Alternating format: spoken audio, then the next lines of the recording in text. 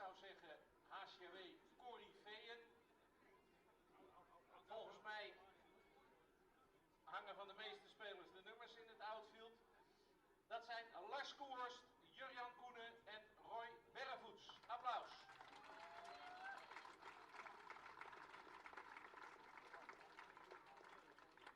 En dan ga ik nu de spelers één voor één opnoemen en die mogen dan ook het veld op. Een groot applaus voor Timme Huisman.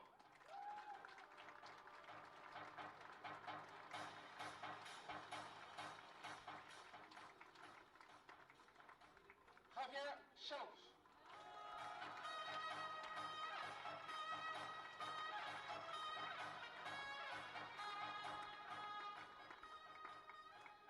Luciano Vanier.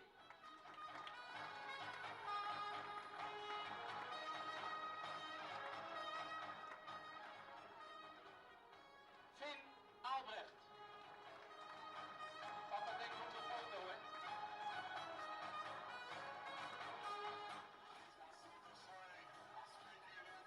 Julian Veerman.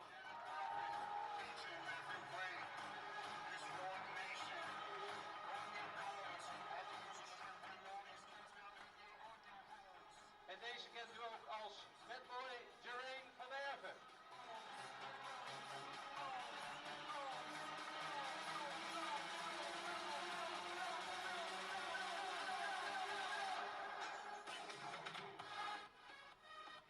Ja, de volgende generatie, Kjell Koerst.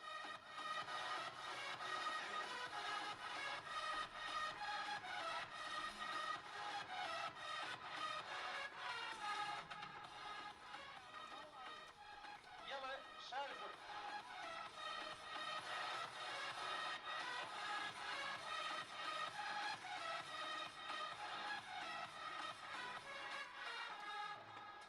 Stan Bauma.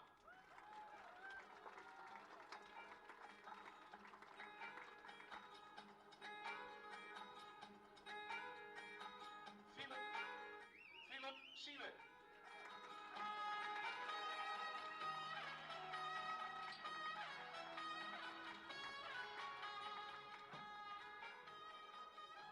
En last but zeker niet least, Guus de Vos.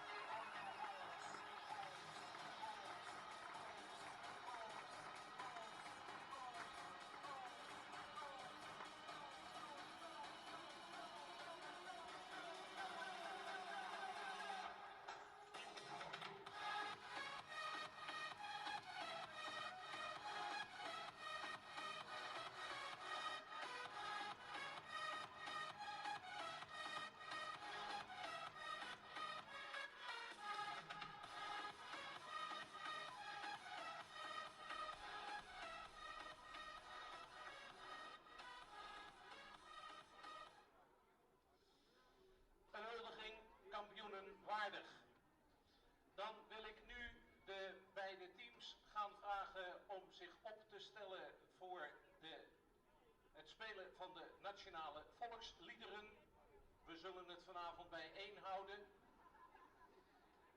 En dat doe ik door in ieder geval de startende line-up te noemen. En ik vraag de spelers dan om de line-up tussen 3 en thuis, dan wel tussen 1 en thuis te maken. Allereerst het gastteam van vanavond. En dat speelt in de volgende opstelling. Roelie Harrike is de eerste slagman. Speelt in het midveld.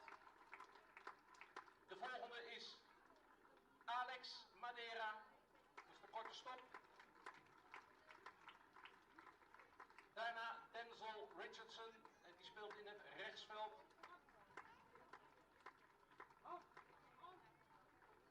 Vierde slagman is Tommy van der Zanden en die speelt ook op veldpositie 4 op het tweede honk.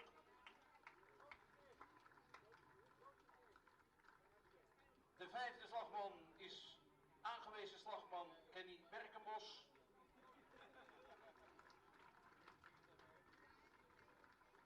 De zesde slagman is derde honkman Duco Nuiten. Nummer 7 is catcher Luca Pastor.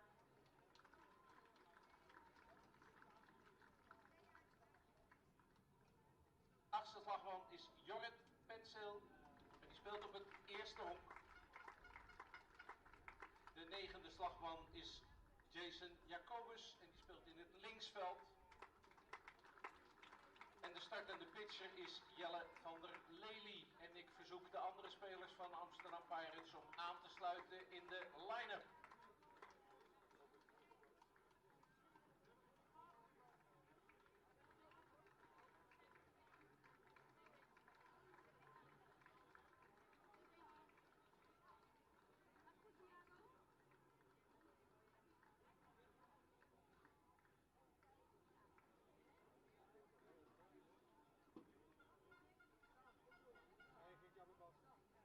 En ik veronderstel ook dat de coaches aangesloten zijn bij Amsterdam Pirates. Dan de line-up voor HCAW. Ik heb het verzoek gekregen eerst te noemen de manager Danny Romley.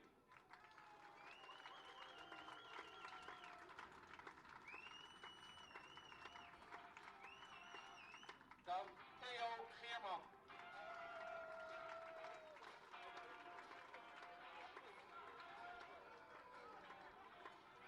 Etienne Rijnbergen.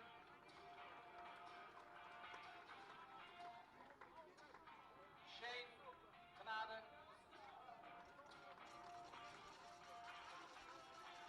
En dan vervolgens eerste slagman en tweede honkman Delano Salassa.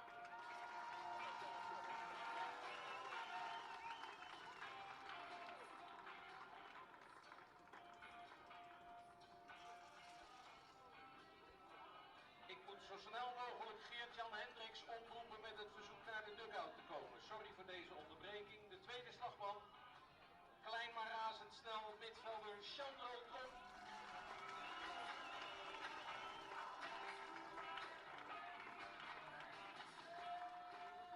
Derde slagman staat in het linksveld, Kevin Dirksen.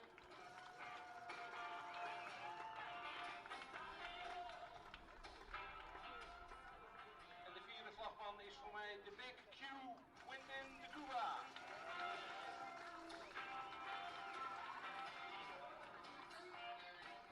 En de Cuba is aangewezen slagman. Vijfde slagman, rechtsvelder Jair van Borkelo.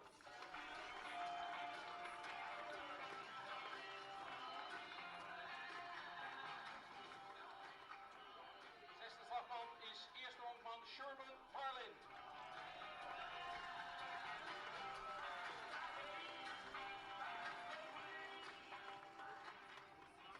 En als zevende komt straks aan slag de derde honkman Max Draaier.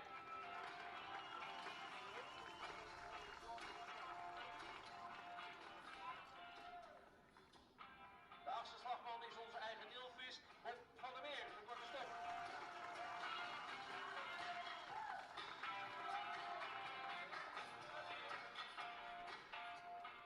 En als negende komt aan slag de catcher Julian Goins.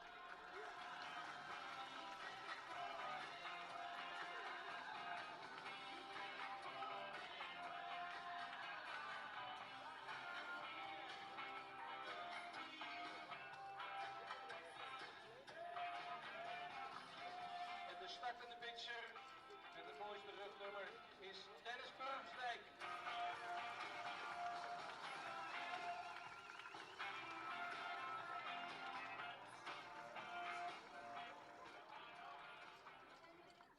En dan noem ik ook dat officieel gescoord wordt door Karin Pieneman en Stan Wessels.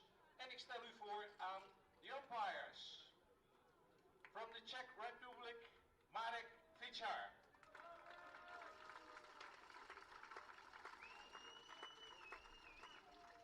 From Germany, Kevin Music.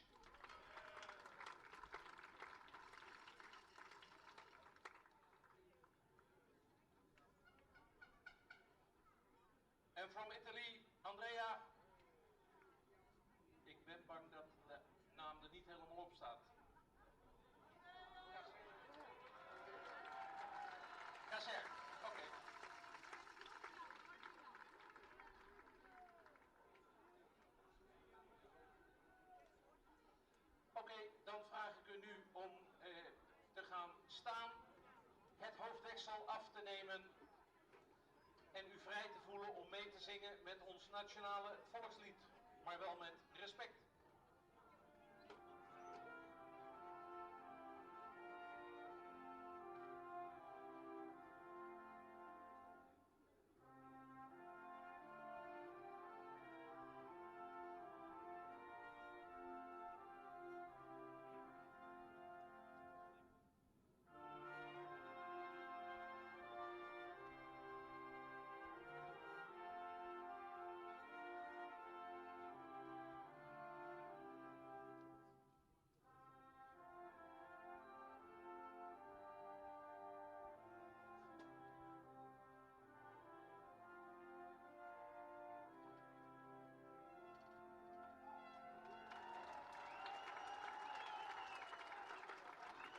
Dank u wel.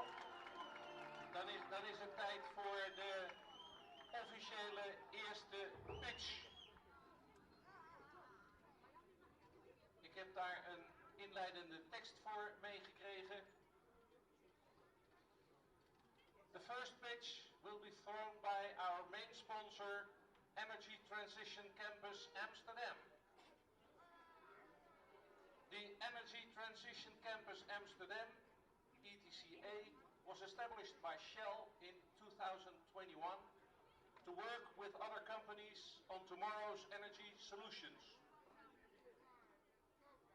Everything in HCAW is focused on further developing innovations, bringing them to market as soon as possible and accelerate the energy transition. In HCAW, for example, researchers work on cleaner fuels for cars, buses, trucks and planes. The Energy Transition Campus Amsterdam is a sponsor of the European Champions Cup 2023 because the event's organization has sustainable ambitions that we are happy to support. For this event, our teams are transported using electric vehicles and the organization is using hydrogen fuel cell powered cars, both of them on display at this ballpark, enabled by the Energy Transition Center Amsterdam. Hydrogen as well as electric vehicles recharge are themes in ETCE that the campus ecosystem is researching. And now, Mr. Arwin Zeil, Hydrogen Project Delivery Manager at Shell, will throw a ceremonial first pitch on behalf of our main sponsor.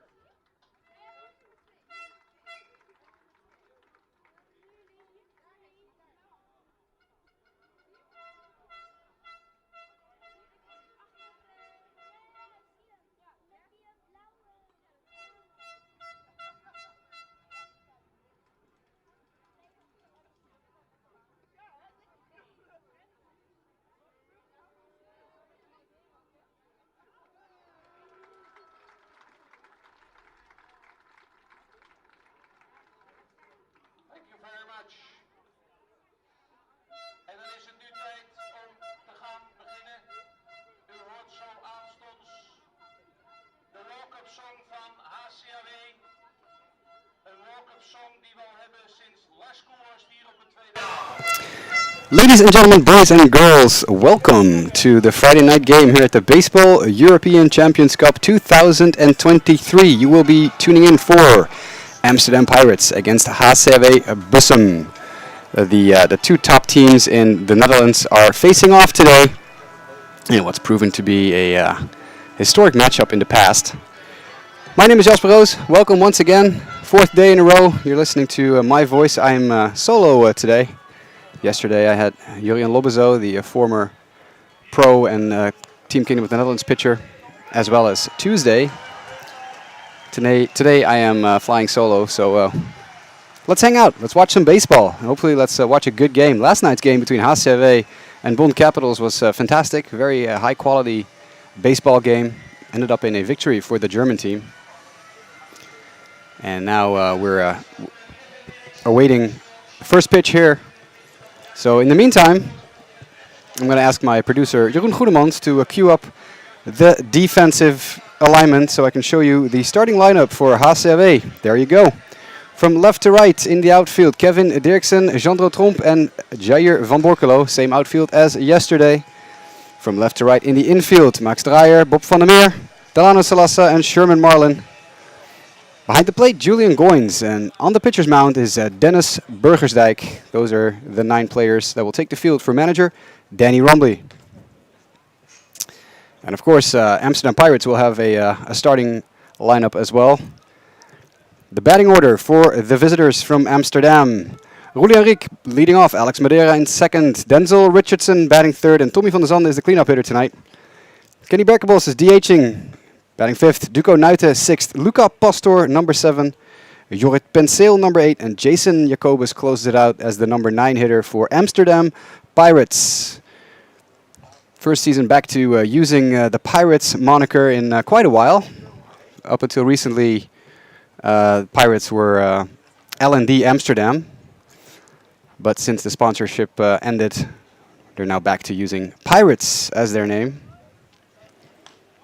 As you see, Dennis Burgersdijk take his final warm-up pitch, and Julian Goins fire a laser shot to second base. And that means we're just about ready for baseball here in the Rob Hofman Baseball Valley in Bussum, the Netherlands. Really good tournament so far. Seen some high-scoring games. HCAW in the first 2 games of the tournament. Double-digit Mercy Rule blowouts. Yesterday, Amsterdam Pirates putting up a 15 spot against Untouchables Paderborn. As you see, Ruli Henrique shake hands with Marek Vikar, the home plate umpire for the night. And of course, these players know each other all so well, either from Team Kingdom of the Netherlands or just the Dutch Hoofdklasse, which is the highest division in Dutch baseball. So this is a little Dutch game as Dennis Burgersdijk gets us underway with a first pitch swinging for Ruli Henrique. That is a quick fielding job by Delano Salassa, and a quick flip to Sherman Marlin means we are underway with out number 1 in this historic matchup in Dutch baseball. And that brings up number 13, Alex Madeira, who goes by his full name, Enrique Alexander Madeira Pimentel, in the WBSC box score and line score if you're keeping track at home. But it is Alex Madeira. Lightning fast, number 13. There you see him digging in. His first season with Amsterdam Pirates this season, and he's having a very, very, very productive year. As Burgersdijk winds and fires, that's a little bit high for a ball. Madeira's hitting .305 on the season in the Dutch Hoofdklasse, a 391 OBP, and a 770 OPS. As Burgersdijk winds and fires, that's a very nice Burgersdijkie pitch, low and outside. Burgersdijk known for his control, once again going through a spectacular season for the Dutch reigning and national champions. As that's a swing and a miss for Madeira for strike 2. So 1-2 the count, 1 out here at the top of the first inning. Absolute scorcher here at the ballpark. No shade to be found anywhere. And the sun is beaming down on us. But they don't call this game a summer sport for nothing. Breaking pitch by Burgersdijk outside for a ball.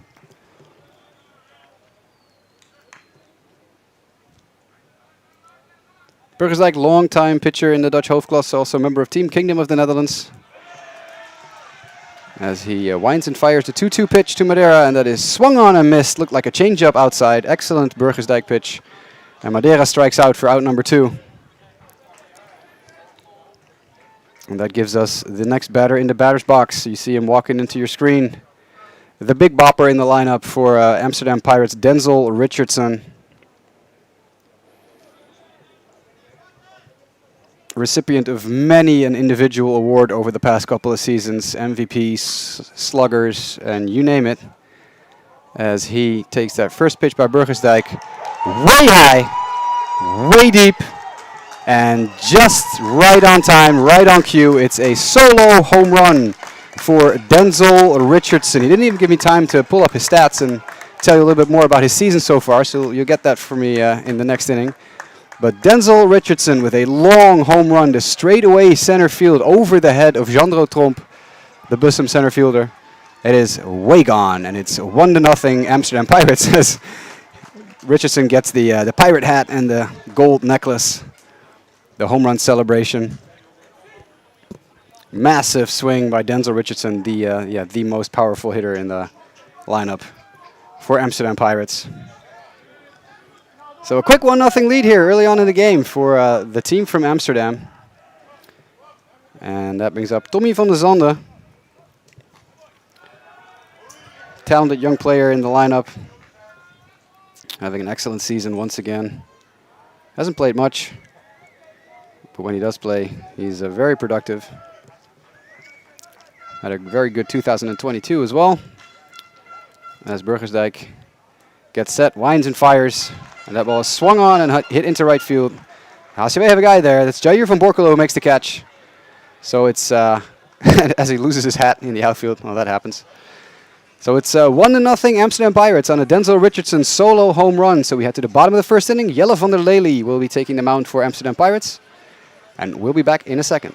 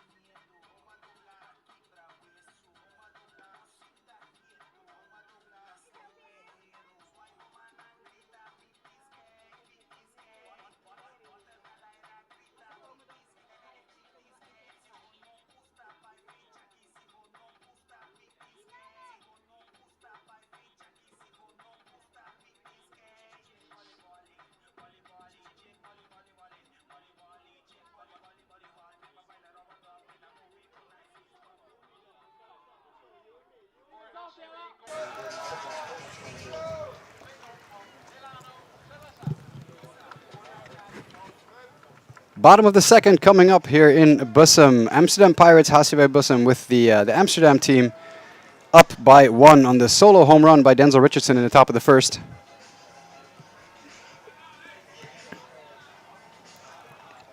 As Delano Salasa will be leading things off here for the home team. He'll be facing Jelle van der Lely,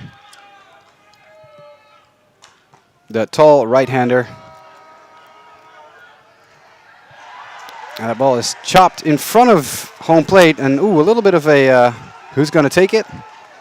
And that ends up a infield single for Delano Salasa, as Luca Pastor and Jelle van der Lely were not on the same page fielding that baseball.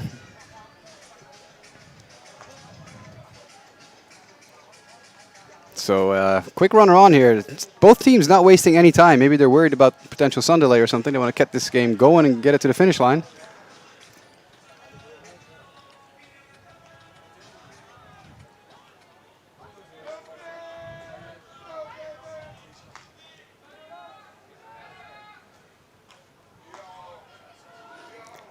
As this next pitch is to Jandro Tromp, who, despite a little bobble by Van der Lely, is retired at first base. He does move Delano Salasa to second base.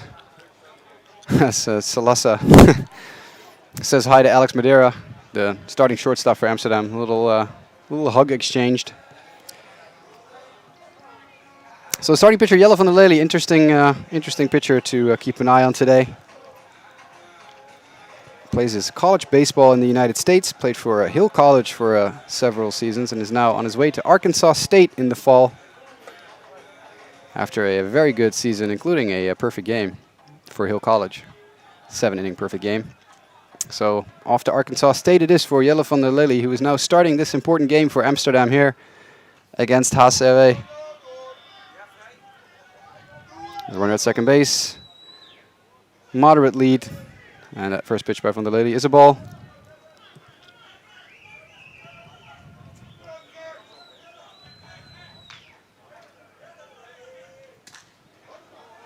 Van der Lely about to get set. Fires a fastball that is hit in the air to center field, but Amsterdam have a man there. So Julian Riek, as always, the speedy center fielder, makes the catch. So that's out number 2. So HCAW, with a quick runner on base, then quick 2 outs, are looking towards Quinten de Cuba to be a run producer here. Jelle van der Lely on the season is 3-0 for Amsterdam Pirates in the Dutch Hoofdklasse. An ERA of zilch, 0. Started 3 games, appeared in 1 as a reliever. Threw a complete game shutout earlier in the season as well. And has racked up a whopping 30 strikeouts in 24 innings to just 5 walks. So a lot of strikeouts, a lot of not a lot of walks.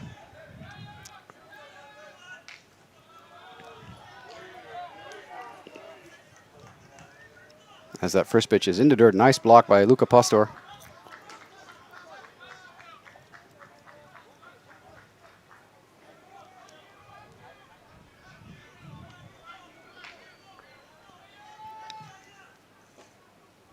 So van der Lely getting set to pitch to Quinten de Cuba. It's a little bit of sidearm action right there. Call the ball, so it's 2-1. And if you're wondering why we haven't switched to our center field camera, it's currently under maintenance real quick. We will be switching back to that angle as soon as we can. Next pitch from van der Lely, called a strike. So 2-2 to Quinten de Cuba, the left-handed slugger who hit a line drive home run earlier in the tournament. One of 3 home runs HCAW hit on Wednesday night.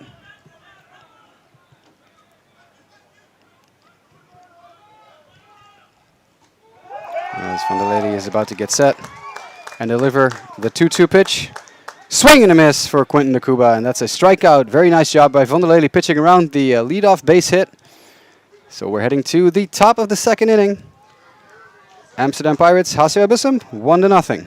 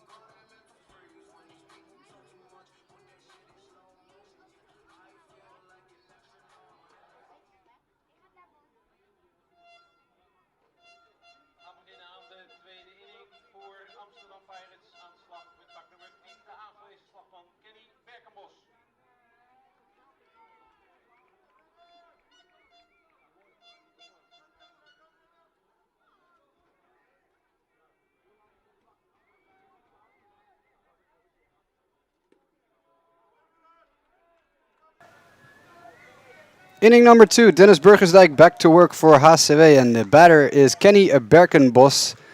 And Burgersdijk with a quick 1 strike. And that next pitch is just a little bit outside and low. So a 1-1 count to Berkenbos. So veteran on veteran action here. Dennis Burgersdijk and Kenny Berkenbos have been around in the Hoofdklasse for a while. They know each other well.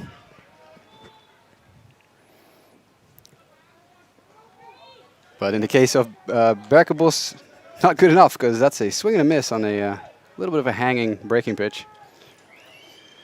So a ball and 2 strikes to the veteran Berkebos.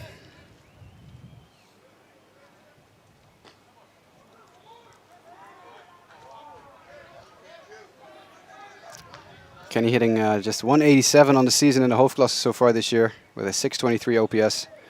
Struggling a little bit. Has a home run and 5 doubles, but that's about it. 6 RBIs in 75 at-bats. As Burgersdijk fires another one low and outside for a ball. So it's a full count to Berkebos.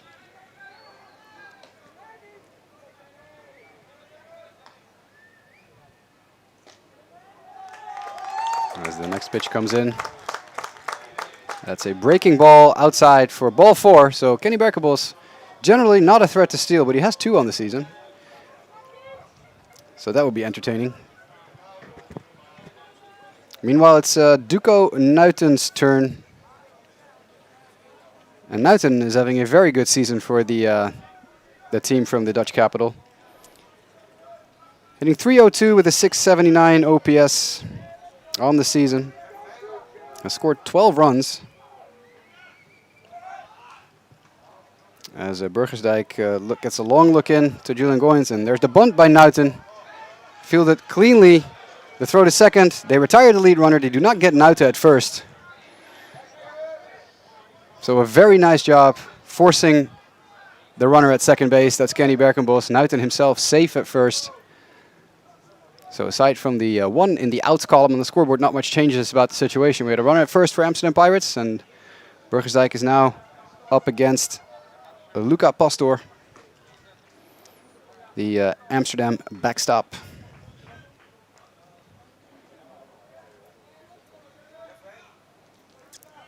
Product of Amsterdam's own youth program. Pirates have been going through a youth movement, so to say, over the last season and a half-ish. As that first pitch by Burgersdijk is low and outside for a ball.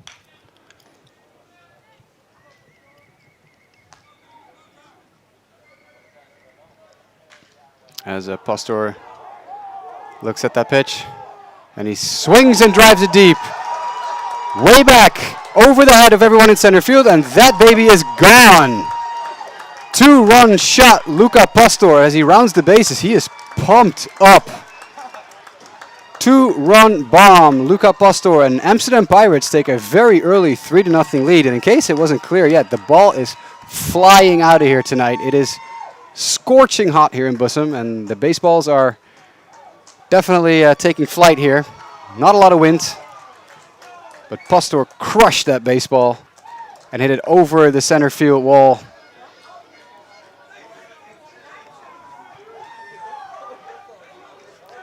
So it's a good tournament for Amsterdam Youth Products, with Pastor hitting a 2-run bomb and Jair van Borculo, who is now with HCAW, also a product of the Amsterdam Youth Program, hitting a 3-run bomb on Wednesday.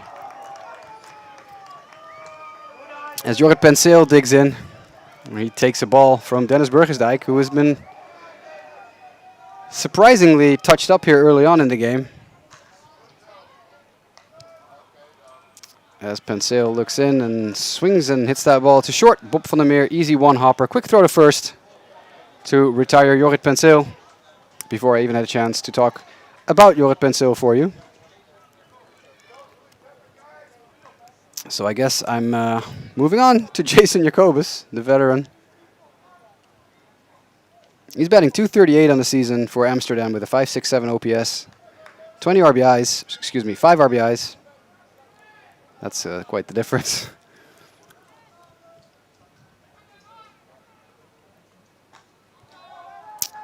No extra base hits on the season yet for Jason Jacobus.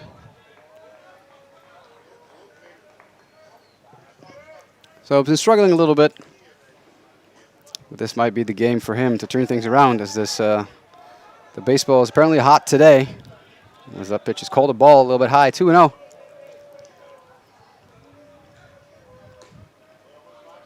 So aside from today's start so far to the game, Burgersdijk has been absolutely phenomenal for HCAW in the Hoofdklasse. As that 2-0 pitch is called a strike.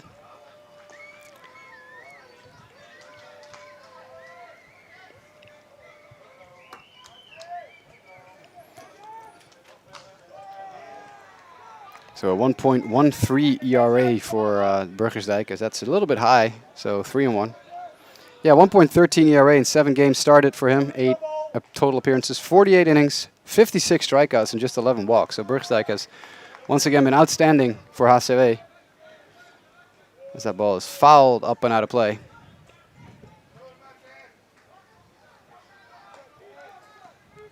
Surprisingly, Burgersdijk has not given up a home run in the Hoofdklasse this season. He's given up 2 here in an inning and a little bit tonight.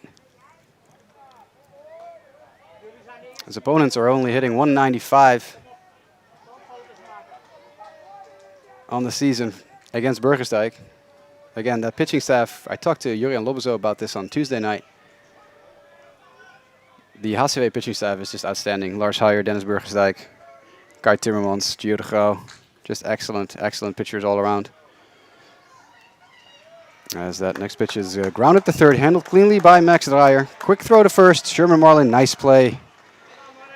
And that retires Jason Jacobus. So we will head to the bottom of the second inning, but not before Amsterdam puts 2 more runs on the board, courtesy of a 2-run home run by Luca Pastor. So we head to the bottom of the second. We'll be back.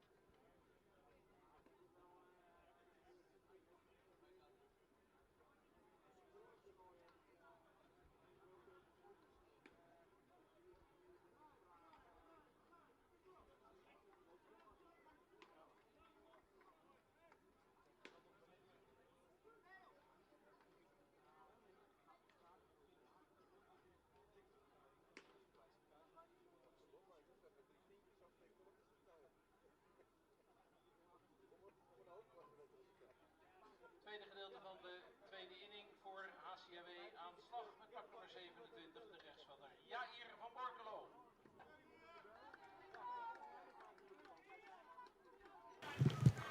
Bottom of the second inning here in Bussum, 3-0 Amsterdam Pirates. And HCAW will be looking to do something back here against Jelle van der Lely. And the first man tasked with trying to get something going is Jair van Borkelo, who in his spare time runs a gardening company, apparently, because few players have done as much internal maintenance to the batter's box as Van Borkelo has. As Van der Lely fires, and that ball is hit on a line into center field. So, well, all the maintenance works for Van Borkelo, who just cannot be retired so far this tournament. He's been unreal, both at bat and in the field, because he had a Superman highlight catch in the right field yesterday. Diving catch in foul territory. And in the meantime, he's hitting well over 500, now over 600 on the tournament, and he's played every game. So Van Borkelo is on fire. As Sherman Marlin digs in against Van der Lely, he was dealing with a man on for the second time in 2 innings. First inning, Delano Salasa reaching base as the leadoff hitter. Now it's Jair Van Borkelo at first. And the big bopper, Sherman Marlin, at the plate.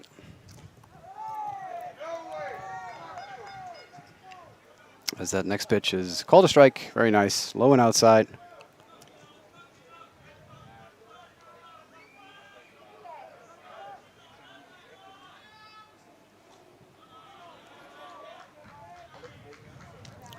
Decent lead by Van Borkelo, but nothing too crazy.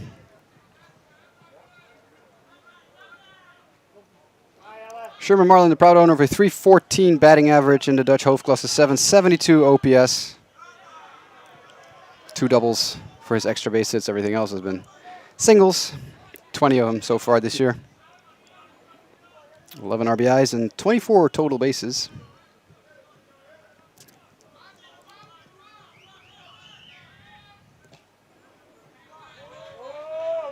And That next pitch by Van der Lede comes in and is outside for a ball. So it's 3-2 for Sherman Marlin, with a chance here to put 2 runners on early in the second inning. And for HCAW trailing 3-0 and trailing early in the game for the second night in a row, after also being down to Bonn Capitals early in the game yesterday. It's now up to HCAW to try and get something going here as this pitch comes in. And Sherman Marlin skies it into left center field. Both fielders back, and it's caught in left field. Jason Jacobus, Johnny on the spot for Amsterdam. Van Borkelo retreats to first, and we'll do it all again with 1 out. That brings up number 8.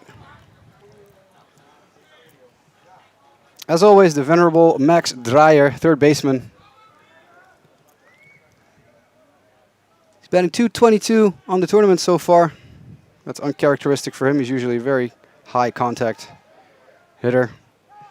Owner of a .342 batting average in the Hoofdklasse. .859 OPS for Dreyer as well. 5 doubles. He's a doubles machine for the Bussumers.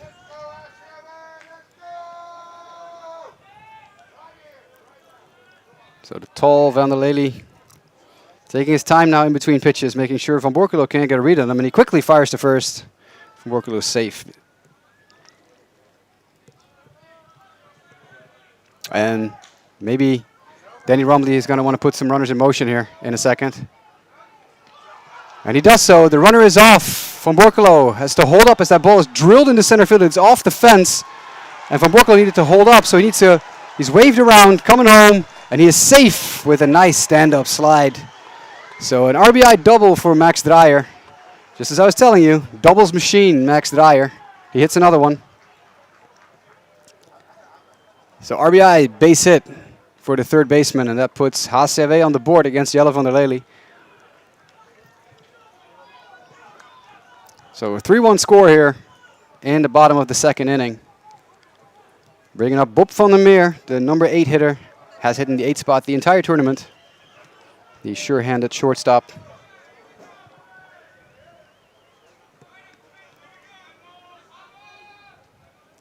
Not known for his bat is Van der Meer, .224 batting average in the Hoofdklasse.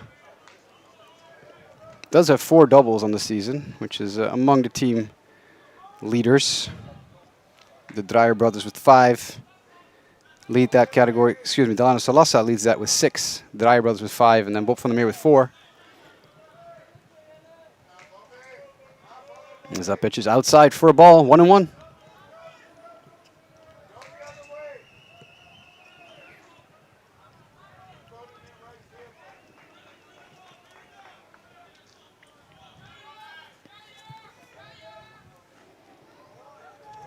As Van der Lede really taking his time in between pitches. It's hot out, I understand.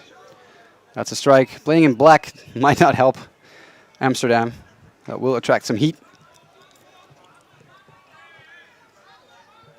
The away uniforms for the Pirates consisting of the gray pants and the black tops, whereas HCAW play in their usual whites with the blue sleeves and the trim at the top. As Van der Meer needs to take a short break here because Van der Lede is messing with his rhythm a little bit too much, and maybe he wants to mess with Van der Lede as well. And we're ready to get going again. Van der Lede lifts his leg, and that ball is fouled off by Van der Meer. Would have been a strike, so a nice little defensive swing by the shortstop to stay alive in the at-bat. 1-2 count, 1 away here, bottom of the second inning. Max Dreyer at second base with a chance to score a run that brings HCAW even closer. As Van der Lede is about to deliver the 1-2 pitch. Again, fouled off. Again, another defensive swing. Too close to take, so a good job by Van der Meer extending the at-bat. Might not have been a strike, but in this scenario, too close to take that pitch. Let it fly by.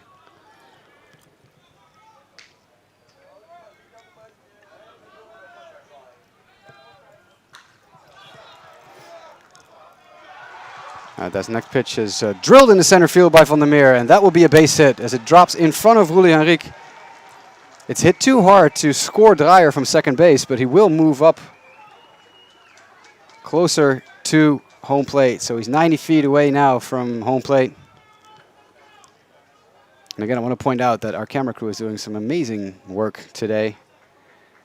We've been working all week trying to improve the broadcast and get better camera angles for you guys, get more plays on the screen.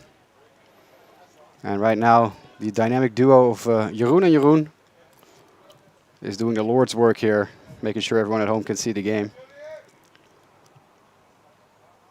So big shout out to them as Luca Pastor takes a little bit of time, signals to the rest of his infield how we're going to play this, how are we going to defend here, because there's a pretty good shot that Bob van der Meer, who's at first base, will be taking off at some point to try to get the double play out of it. So you want to make sure you all know what to do. Everybody needs to be on the same page here as it's a 1-0 count here to Julian Goins, the catcher who's batting right now in the 9th spot, as he has been for the last 2 to 3 days, Wednesday, Thursday, and now tonight. So Van der Lely in a little bit of a jam here, as he fires a breaking pitch for a strike called by Marek Vikar, the home plate umpire.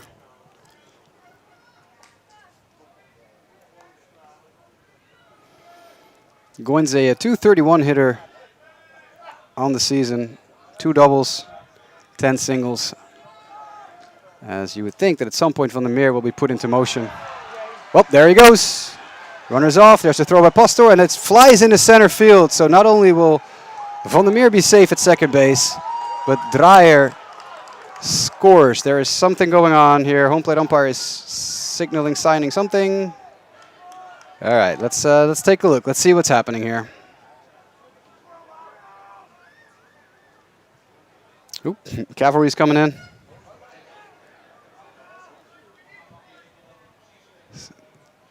Goins seems to be increasingly mad. Is it catcher interference? I'm looking over to my right to see if anyone has seen it.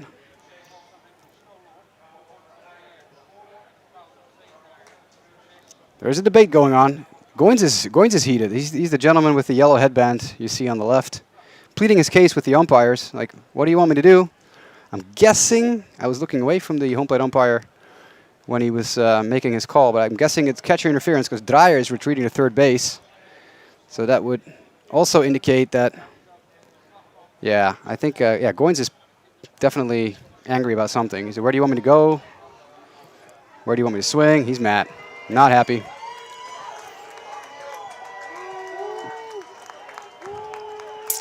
So take that run off the board. Move all runners back a base. Dreyer back to third. Van der Meer, who had that base stolen. It might not be catcher interference. Might have been, was he obstructing? Yeah, it's obstruction. There you go. Yep. There you go. So we have it. So apparently Julian Goins interfered with Luca Pastor's throw, and that led to that ball being catapulted into center field. So Goins called out on interference, or obstruction, I guess you could call it. And Van der Lely back to work now with an extra out. So it's 2 outs as that pitch is called a ball. 2 outs, runners on first and third. Delano Salasa, the leadoff hitter in the batter's box right there, number 2 with the yellow cleats. As he chops that one foul out of play for a strike. 1-1, 2 away here, bottom of the second inning, a long inning. Courtesy of both a lot of base runners for HCAW and a very slow working Jelle van der Lely, who is really taking his time in between pitches. As the young right-hander fires, and it's fouled away by Salasa. So 1-2.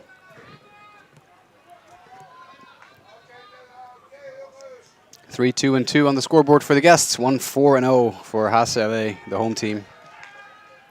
As Van der Meer scoots away from first base just a little bit. Oh, Van der Lely's going to check on him. Yep, that seems like a good idea.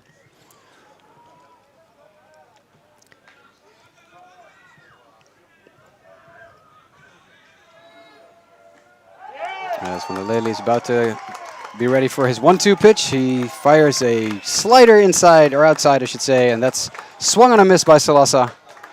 As Van der Lely gets out of the jam with a little bit of empirical assistance. It's 3-1 as we head to the top of the third inning. And we'll be back right after a commercial break.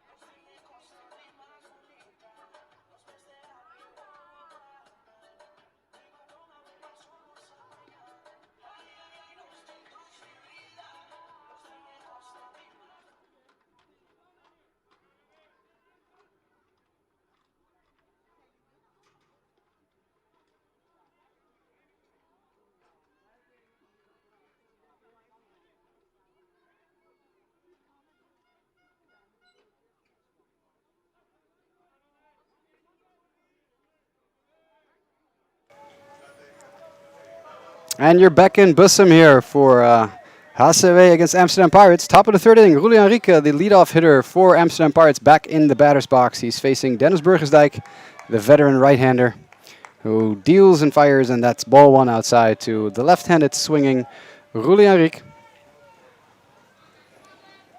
known in Dutch baseball for being a speedy and excellent outfielder, but also for the content creation that he does, as that pitch is called a strike. One of the better baseball content creators in the Netherlands, and we have quite a few really good ones. As that pitch is low for a ball. Yeah, it might be a good time to point you in the direction of Ruli's baseball content, but also Louis J. Seniors' baseball content, which is unparalleled. As that is a nice breaking pitch by Burgersdijk, and Henrique agrees. That was pretty. And also recently, of course, Stijn van der Meer joining the baseball content creation, and Freek van der Kooi, also someone who does quite a bit of work when it comes to making baseball available to the bigger crowds here in the Netherlands.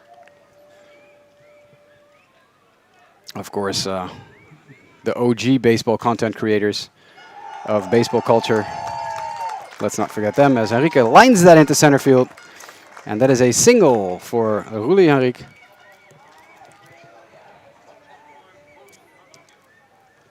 Yeah, definitely four guys to keep an eye on. Louis J. Seniors, Stijn van der Meer, Ruli Henrique, and Freek van der Kooi.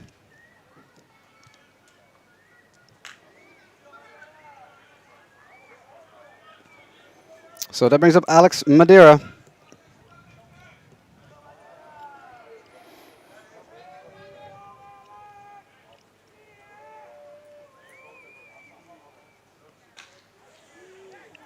As he waits the first pitch. And he drills it into right center field. And that's not going to go out, but that's going to go all the way to the wall right there. As, well, that's quickly brought back in there. Nice job by the HCAW outfield. But a double for Alex Madeira moves Ruli Henrique to third base. The speedy Ruli Henrique was not able to score because that ball was just hit too hard and brought back in too quickly. So the duo that leads or co-leads the team in stolen bases is at second and third now. And number 3, also with 11 steals on the season, Denzel Richardson is about to pick up a bat.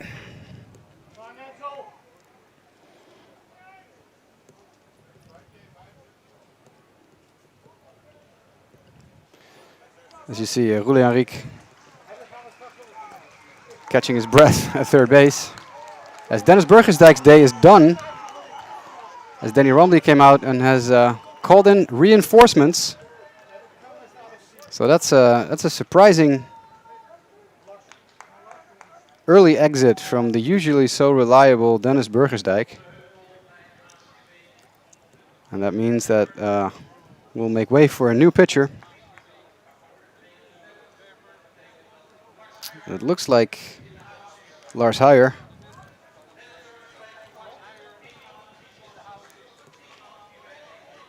Indeed it is. So HCAW not taking any risks here, and they bring in their ace.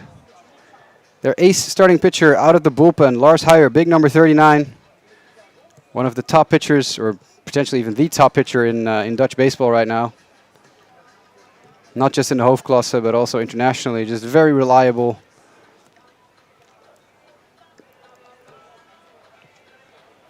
So Burgersdijk's day is done after 2+ innings. And he'll make way for the big right-hander. There's also immediately other pitchers heading towards the bullpen just in case. I see Sedley Karel making his way there, followed by a bullpen catcher who's not wearing a jersey, so I can't tell you who it is from all the way down here. So while Heijer takes his warm-up pitches, let me tell you that Dennis Burgersdijk pitched 2 innings, 4 hits, 3 earned runs, 1 walk, 1 strikeout. Uncharacteristically short appearance for the veteran right-hander.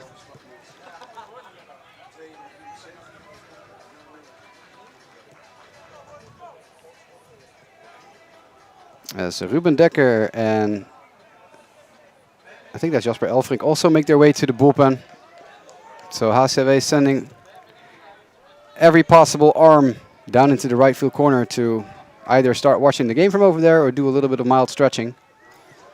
As Lars Heijer will be tasked with facing Denzel Richardson, and that's not an easy task, as evidenced by the long home run Richardson hit in his first at-bat. But Heijer starts him off with a slider on the outside, swung on and missed for strike 1. Monster shot by Richardson in his first at-bat in the first inning, off of Burgersdijk. And this is a battle of the best. One of the top hitters in the league against the top pitcher in the league. This should be a good one, as that pitch is low for a ball, 1-1.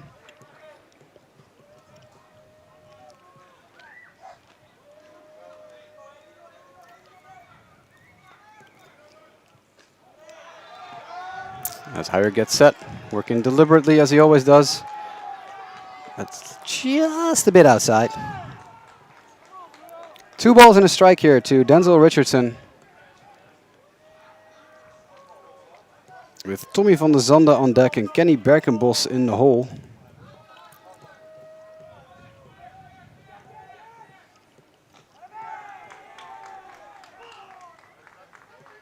As that next pitch by Heijer is low for a ball. So 3-1 count here to Richardson. Not a count you want to be in.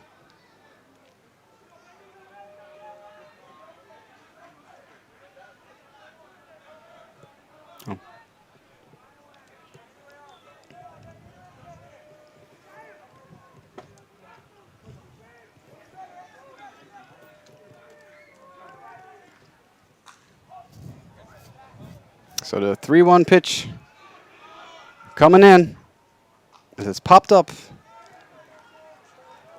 and out of play. And that's a souvenir for the young man behind the backstop.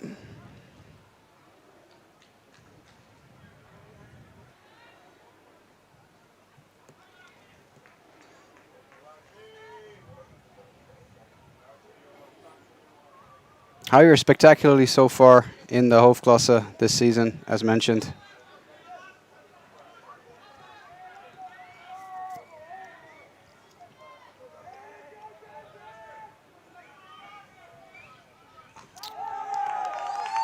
Proud owner of a 0.33 ERA as he fires that pitch way high and inside to Richardson. So that loads the bases as Denzel Richardson trots to first. And now Tommy van der Zande with a golden opportunity to extend the 3-1 lead that Amsterdam Pirates currently hold. Bases loaded, nobody outs for number 23. Playing second base tonight.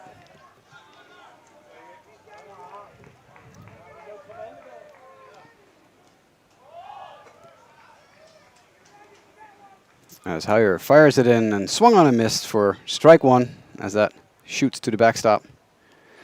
Heijer 0.33 ERA. That's not just it. He has 8 starts, 1 complete game shutout.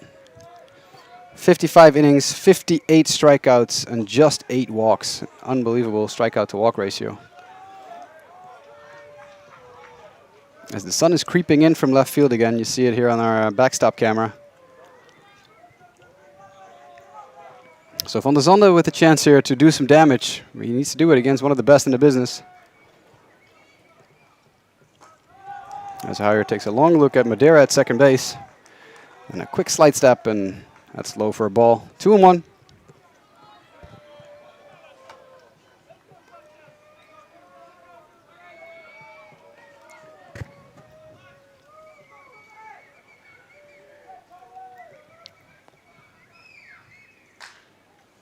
As Heyer takes his time. As that ball is hit on the ground. Fielded cleanly by Dreyer and thrown to first. And they get to home, excuse me. Thrown to home, and they get the lead runner. Nice play, nice defensive play there by Max Dreyer. I'm trying to juggle what I see and what the camera is showing you at home so that I don't give anything away too early. So that ball was grounded to third. Dreyer with a nice play. They had the wheel play on, did HCAW. Dreyer with a nifty flip to first, to home, retiring the lead runner. So now it's up to Kenny Berkenbos. Base is still loaded, just 1 out now. Still 3-1 Pirates.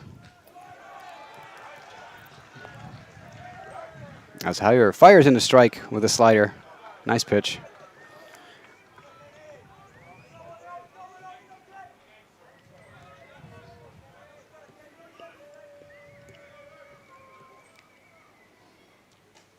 As the wind is picking up just a little bit out of right field. As that slider is outside for a ball. So Heyer needing a lot of pitches so far. Of course, it's usually not that big of an issue for him. Heyer tends to go deep in the games. 7 innings is basically his target number every day, every week out, every 5 days. Often goes 8 or even 9. As he gets set, ready to deliver the pitch, and that is swung on and missed by Berkenbos. So 1-2. Heyer really working diligently, taking his time, making sure he's on the same page with his catcher, making sure he keeps an eye on the base runners around him. That'd be Alex Madeira at third, Denzel Richardson at second, Tommy van der Zande at first. As the next pitch by Heyer is about to come in. That's called strike 3 with the slider low and outside. Berkenbos not too happy with the count, with the call by the home plate umpire, but it's a strikeout nonetheless. So Heyer and his infield getting 2 outs here after a bases loaded, nobody out walk. So excuse me, bases loaded, nobody out situation. Brings up Duco Nuiten, number 12, playing third base today for Pirates.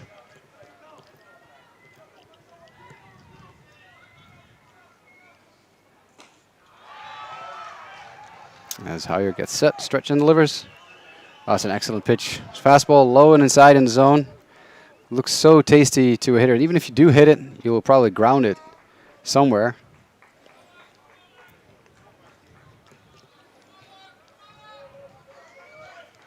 That's been something that the previous 2 Pirates hitters have not been able to do, is get the ball in the air. And at this case, with 0 and 1 outs, you wanted to get the ball in the air, but that didn't happen. So Heyer is now dealing to Duco Nuiten as he fires another low fastball, which Nuiten swings right through. I think Heyer has found the sweet spot here for his pitches. Low seems to be the way to go here against Duco Nuiten.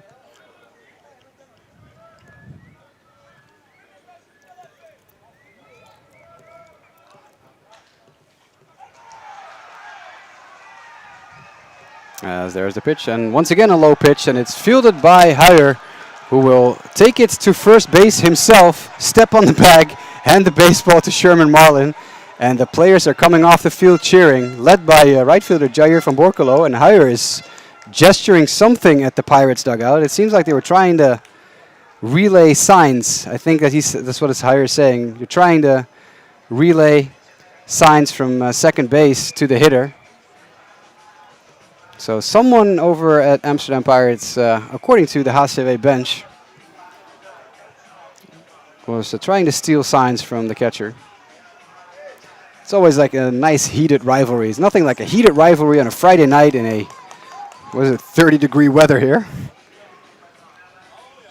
It's up to this umpiring crew to keep tempers under control. In the meantime, we're heading to the bottom of the third inning. HCAW will be coming to bat with Jandro Tromp, Kevin Dirksen, and Quinten de Cuba scheduled hitters. And we'll be back in just a second.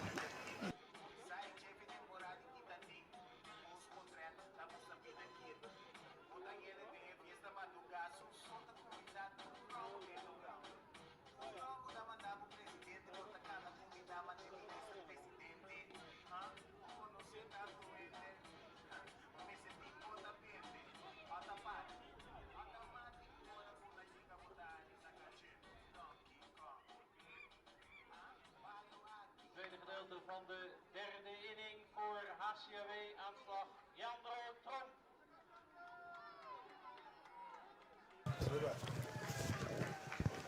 All right. I don't know about you at home, but I'm having a good time. This is a game. This is a baseball game, everyone. Jandro Tromp, the lefty hitting outfielder, center fielder, is facing Jelle van der Lely. Van der Lely has been pitching in and out of trouble so far today as he fires the first pitch. It's a sweeper, a little bit inside for a ball. I wish I would have worn shorts though. These khakis are making me sweat. But what more can you ask for, right? Sunshine, baseball. As Van der Lely winds up and throws that a little bit too far on the outside. For ball two. Tromp had his first base hit of the tournament yesterday. Has been very productive otherwise, but just hadn't been able to get on base with a base hit as he takes a strike right there by Van der Lely, low at the knees. But Tromp was the living proof that you can be very productive as a hitter without actually getting base hits, because he was involved in many a rally as that pitch by Van der Lely is another strike. So 2-2.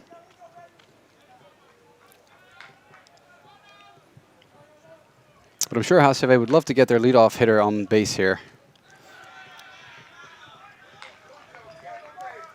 As that pitch is way inside as Tromp ducks out of the way and takes a little lap around the home plate area back to where he belongs.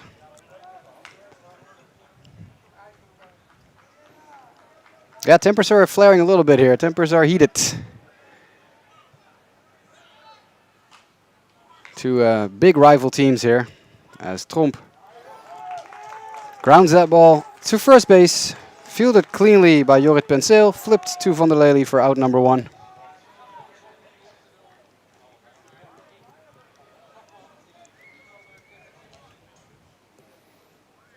You love to see it. Sports are emotion, right? So you love to see teams getting into it a little bit.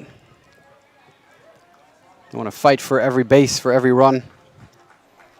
Because aside from all the tournament implications, there's also national pride on the line here.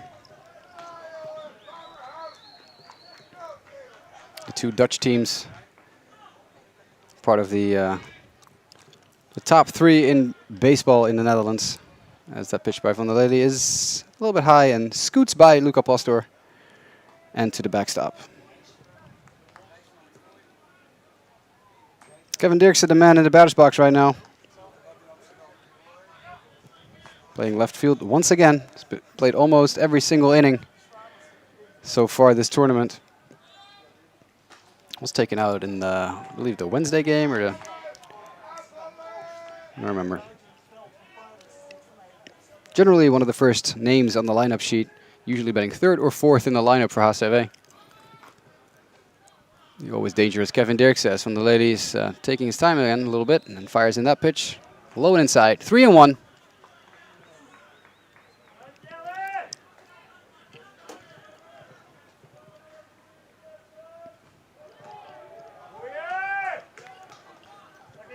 As that next pitch is a slider in there for a strike.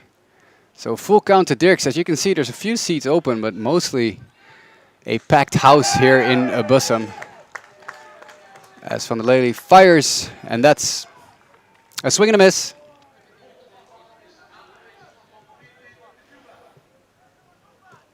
It was a high fastball, swung right through by Kevin Dirkse. There you go. A shot of our crowd. It's a nice packed house today. The beers are cold. The hot dogs are warm. As is the weather. Quinton de Cuba, the left-handed slugger, digs in here.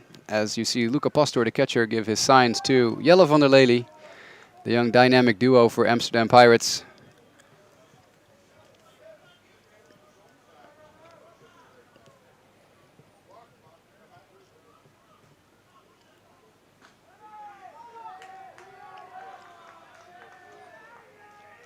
It's a nice pitch by Van der Lely there. Down the middle, but very nicely rotated, very nicely spun breaking ball.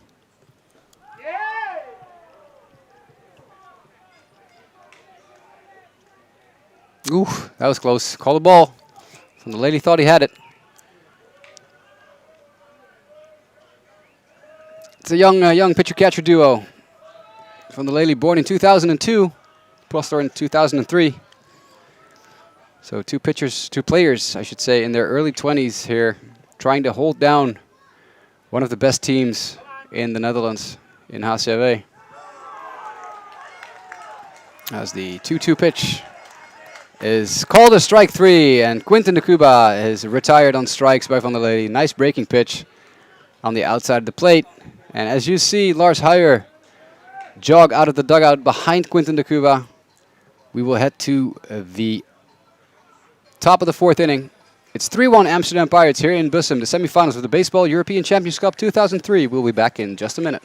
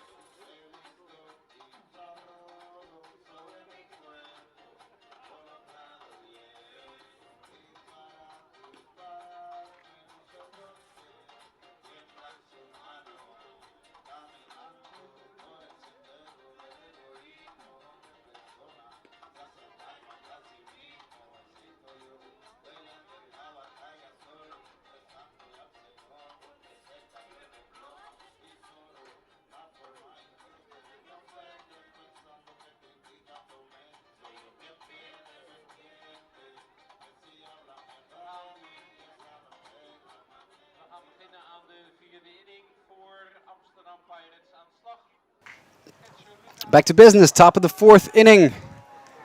Luca Pastor has taken off the tools of ignorance, by which I mean his catcher gear, and he has grabbed a bat to face Lars Huyer here.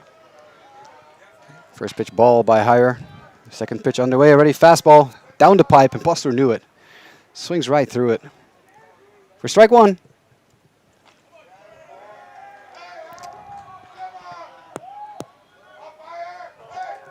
Ooh, that was close. Pitch just a bit outside as the crowd's getting rowdy too. Of course, a home game for HCAW. So you would think there are more Bussum fans than Amsterdam fans, even though Amsterdam is only a 35-ish minute drive from here. This Pastor swings right through it, so it's 2-2 here, and Huyer with a chance to get rid of the first batter he faces in this inning. Oh, that's nasty. That's nasty. Swing and a miss by Pastor on that slider, low and outside, low in the dirt. Quick flip to first, and Pastor officially retired on strikes.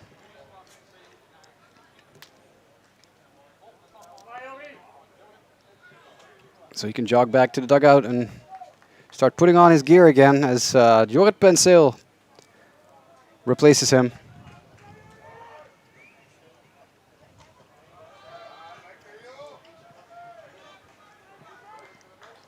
As that's a nice, healthy hack by Penseel, but nothing but air. And that constitutes a strike 1. So Huyer, now that he can pitch with the bases empty, is really quickly throwing pitch after pitch as that ball is grounded to short. Quick throw to first, and Penseel retired. So definitely a different Huyer in this inning than in last inning. Of course, he came in with multiple runners on the bases in last inning to clean up the mess left behind by Dennis Burgersdijk, which he did so impressively, helped by a nice play by Max Dreyer at third base, who gunned down a runner at home. But now you can see the starting pitcher in higher come out. He's not a reliever. He's not used to coming out of the bullpen anymore. And now he can start with a clean inning. And suddenly he's working quickly. Doesn't have to pay any attention to base runners. So this is the higher we've come to know here in Holland over the last couple of seasons. Very nice changeup there, swung through by Jacobus, and immediately higher is ready to go. He just gets the sign, fires. There you go. Another strike. So 1-2 here to Jason Jacobus, 2 away here. Higher is pitching so fast I can barely finish my sentences as he fires another one.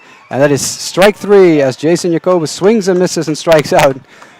Super fast inning here by Higher. I would give you plenty more information or things to talk about, but if he keeps working this quickly, this game will be over before the sun's under. We'll go to the bottom of the 4th inning. Pirates leading 3-1.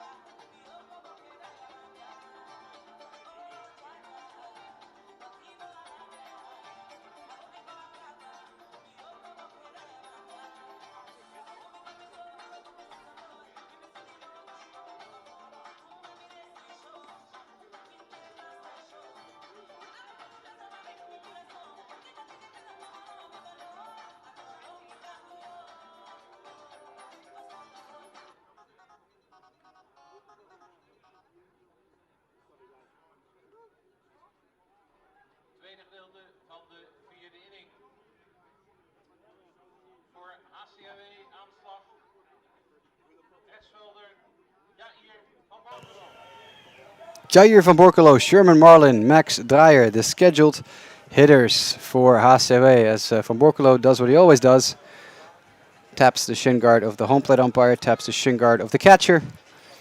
They know each other well. Luca Pastor and Jair van Borkelo came up through the same program in Amsterdam. And both are natural catchers, even though Van Borkelo has only caught 1 game so far this tournament. That was Tuesday night. He's been in right field and first base, as well as he is tonight again in right field. That's a first pitch strike here for Van der Lely. Nice slider. So Van Borkelo has been all over the place.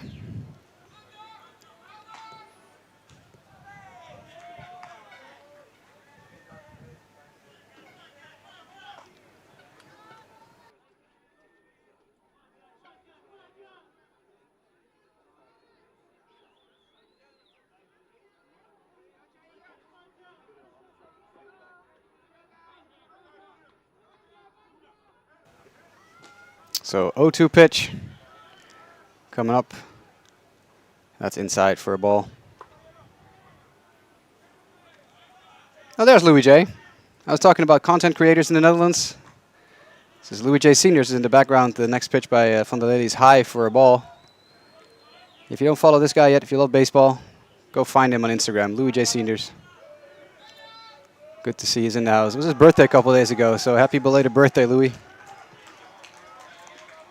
As Van Borkelo is called out on strikes. Nice pitch again by Van der Lely. No argument. So 1 out here in the bottom of the 4th inning. Sherman Marlin strolls up to the plate.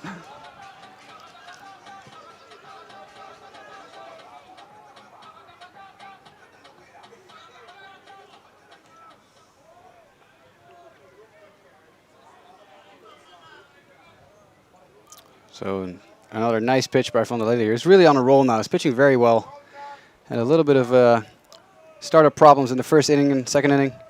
He's really been on a tear since, just mowing down HCAW hitters. Got a nice rhythm going. As that pitch is just a bit outside for a ball. So it's 1-1 here with 1 out.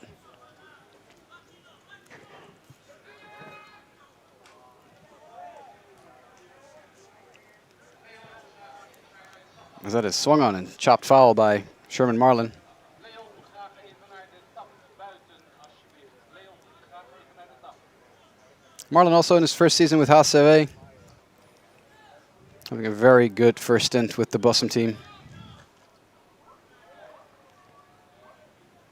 As Van der Lely is working much more quickly now than he was before, even though he's not not nearly yet at the the pace of Lars Heijer. As Van der Lely winds and fires, as that is lined into right field for a base hit. Sherman Marlin on base, as you see Denzel Richardson pick up that baseball, throw it back in to his second baseman, Tommy van der Zande. So that's a base hit for Marlin. And he needed one. He was hitting only 143 on the tournament so far. So this gets him off the schneid, so to speak. And that brings up Max Dreyer, the aforementioned doubles machine, who instantly rewarded my faith in him with an RBI double in his last at-bat.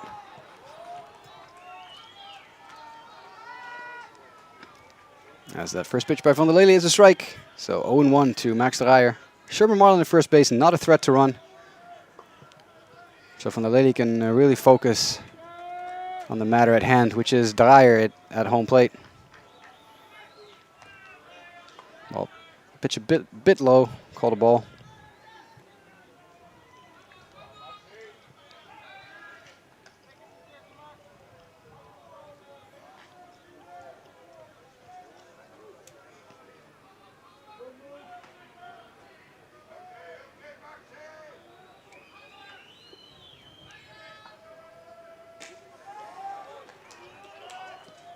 Now with runners on, Van der Lely slowing down just a little bit. That's a nice pitch on the outside. Pitcher's pitch. Dreyer wants nothing to do with it. Lets it go by for a strike. So take a look into the HCAW dugout.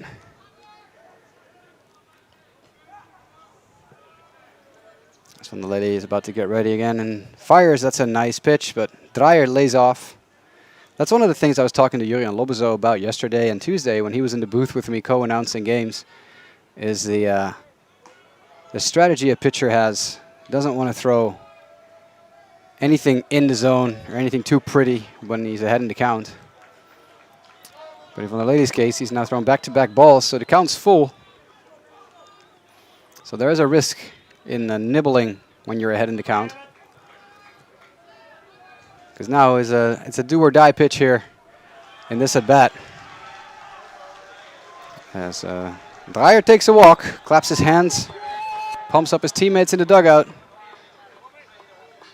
As time is called and manager HCAW is coming out to talk to his young pitcher.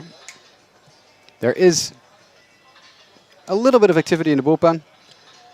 Not a whole lot, there's just mostly people standing around after having stretched a little bit in the Amsterdam bullpen. So if I were to venture a guess, Van der Lely is good to go for just a little bit longer. There's Gario talking to his young battery.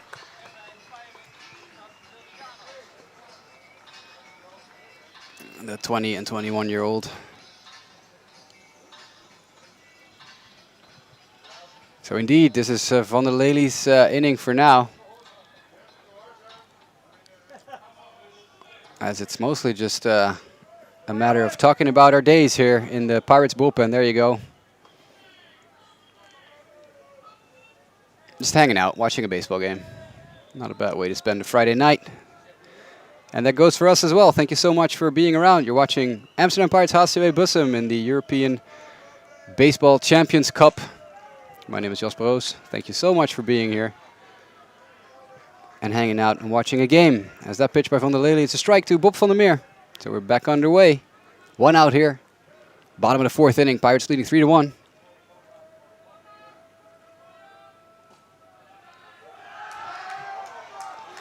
As Van der Lely winds and fires again. Ooh, it's a nice frame job there by Luca Pastor behind the plate, because that does not seem to have been a strike. But it's called as such, so it's 0-2 to Van der Meer, who needs to back up just for a little bit and regather his thoughts. If that's a strike, then what do I need to do to move the runners over? So there's only 1 out. There is a benefit here in moving them over. Would be nice to drive one in, but as long as you move him up a bag without hitting in a double play.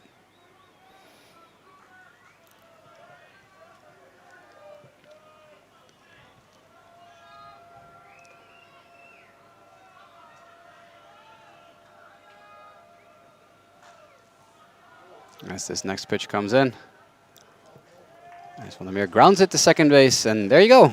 Just move the runners over. Productive at bat for Bob van der Meer as he grounds it to second base. Moves Sherman Marlin over to third and Max Dreyer over to second. It does mean we have 2 outs in the inning. That also means that Julian Goins needs to take off all of his catcher gear because he was in the on-deck circle wearing his shin guard. You see it on the right side of your screen. There you go. And Delano Salasa is tasked with removing it from the playing field. As there comes number 31, Julian Goins. Big leg protectors off, small one on. Ready to get to work here in the bottom of the 4th inning. Base hit scores too, because Dreyer is a above average runner over at second base. So a base hit could tie the game here for Goins. And I'm sure Van der Lely is aware of that as well, as he fires it low and outside for a ball.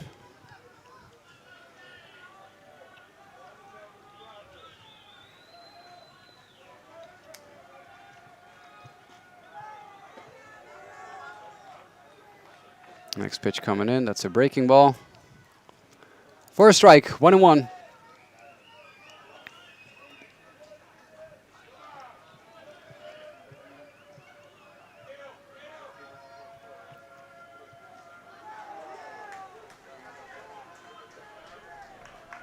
Oh, another very nice sweeping slider. Way outside, but Goins was tempted enough to take a big hack at it. No contact though, so 2 strikes on the catcher for HCAW. 1 ball, 2 strikes. 2 outs here, 2 runners in scoring position, and a golden opportunity here for HCAW to tie the game. They need a base hit to do so as well. As Van der Lely gets set, fires a fastball, swung on and missed, and Van der Lely pumped up as he strikes out Julian Goins with the tying run in scoring position. And that means that we head to the top of the 5th inning with Amsterdam Pirates still in the lead. It's 3-1 here in Bussum, and we'll be back in just a second.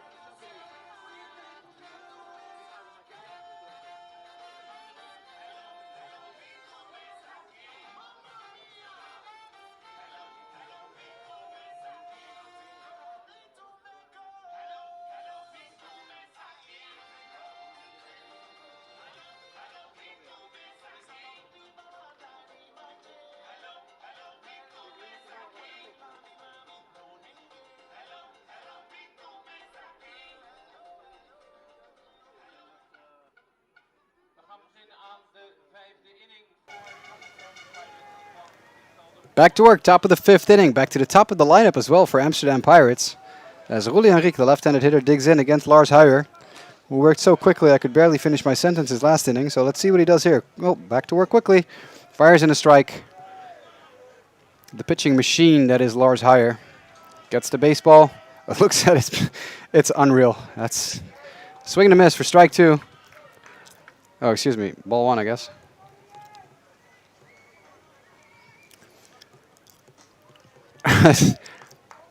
Thanks, Lars, for giving me an extra second to catch my breath, as that breaking ball is low and inside for a ball 2-1.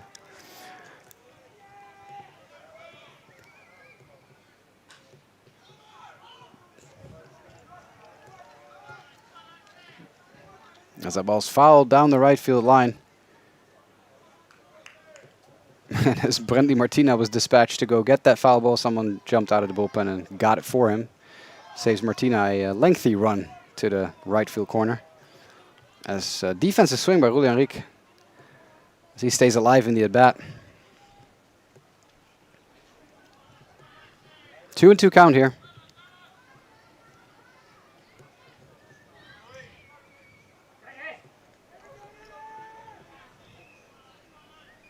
Henrique has figured out as well that this is a way to kind of sort of mess with Heyer's time, because Heyer is just firing on all cylinders right now. You need to interrupt that rhythm he's in. Pitching is a game all about being in a rhythm. I've talked to Jurian Lobozo multiple times about that, as we've worked games together over this past week, as well in the Holland Series in October last year.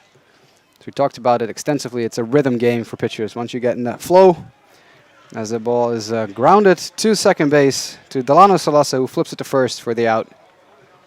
So Rulli Henrique retired. It's a matter of interrupting the rhythm of a pitcher. And Heyer is certainly in a rhythm right now.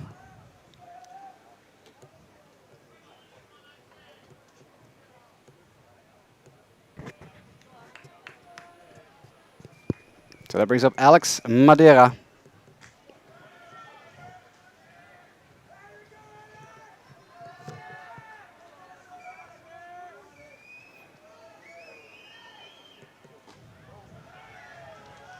Madeira, the speedy runner, who swings and misses at that pitch. So 0-2 count quickly here. Again, Heyer just dealing. And there's no real need to warm up at this point. As you see Setlicado hanging over the fence in right field. As that next pitch is swung on and missed. So Madeira strikes out.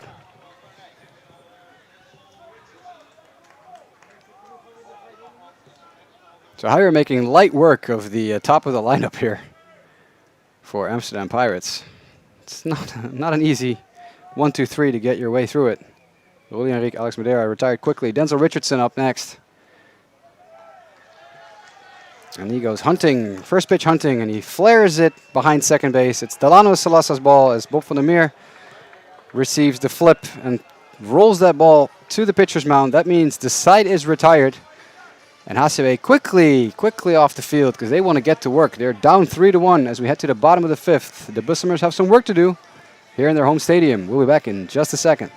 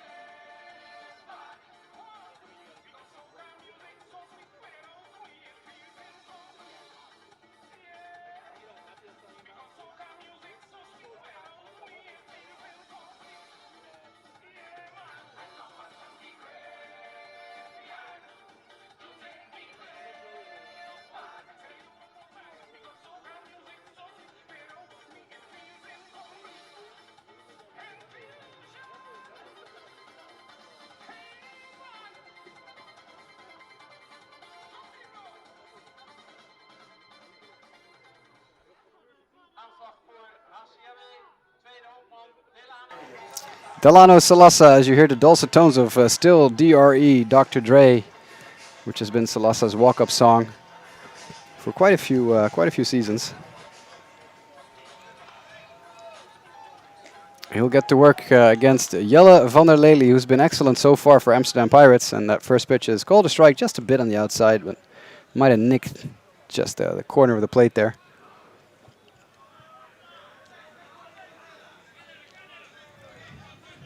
As that 0-1 pitch is outside and low for a ball, 1-1 to count to Salasa. And it looks like Van der Lely has been instructed to start to mimic Huyer, because he's really picked up the pace ever since Huyer went into turbo mode 2 innings ago. As Van der Lely gets ready to fire, and that's a swing and a miss, and strike 3. Delano Salasa retired. He brings up Jandro Tromp, the center fielder. Long time Bussum organizational guy.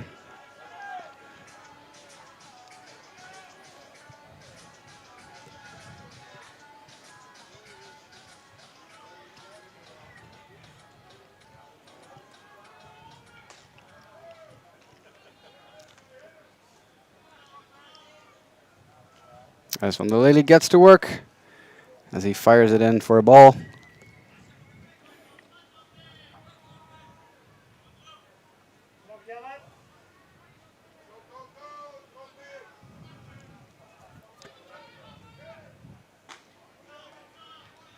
As Van der Lely winds and fires, it's way outside. So 2 balls, no strikes to Jandro Tromp.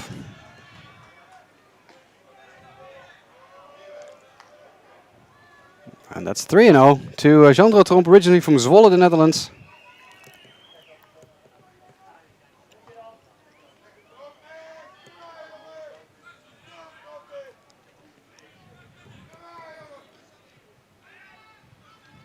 As Van der Lely is slowing things down again just a little bit now.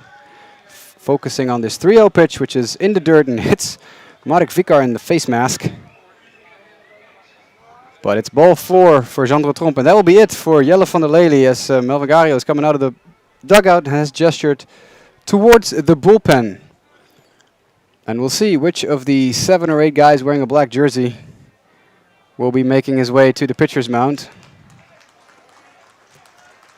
And there we go.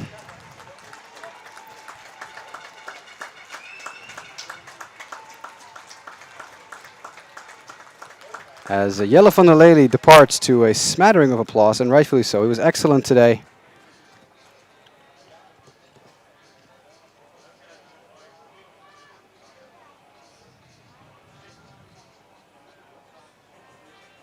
And he is replaced by, it looks like number 17 on your screen. There it is, Michael Rietel.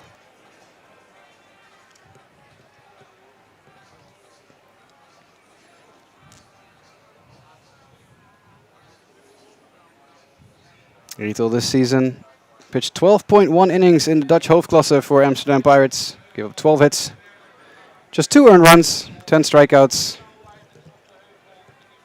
with a 1.46 ERA and 1 win. He's been very much in tune with his surroundings, Michael Rietel.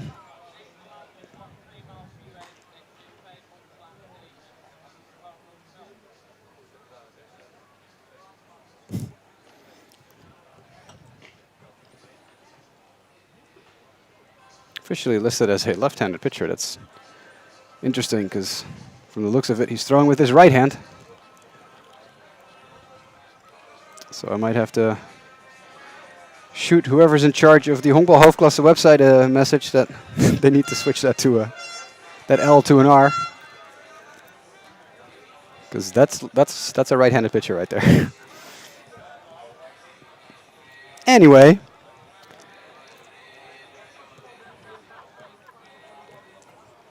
Van der Lely's day is done. He was excellent. 4.1 innings, 5 hits, 1 earned run, 2 walks, 7 strikeouts.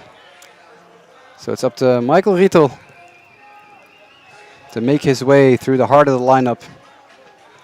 Kevin Dirksen, Quinten de Cuba still left in this inning at the very least.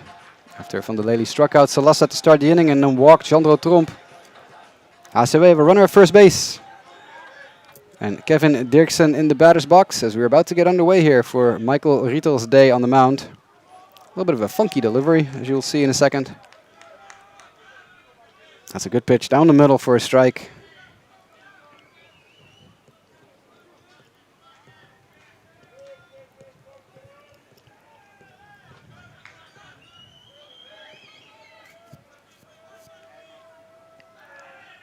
As Rito is taking his time a little bit, making sure that Jean-André Tromp can't get a pickup on his timing, as that breaking ball is low in the dirt. 1-1.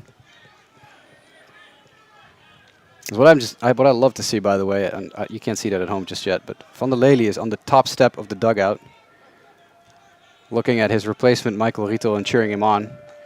Of course, the runner at first base is courtesy of a walk that Van der Lely threw. So that runner will be going in his record if it scores, if Tromp is able to make his way all the way around from first to home. We just love to see it. Just Van der Lely, top step of the dugout, cheering on his replacement.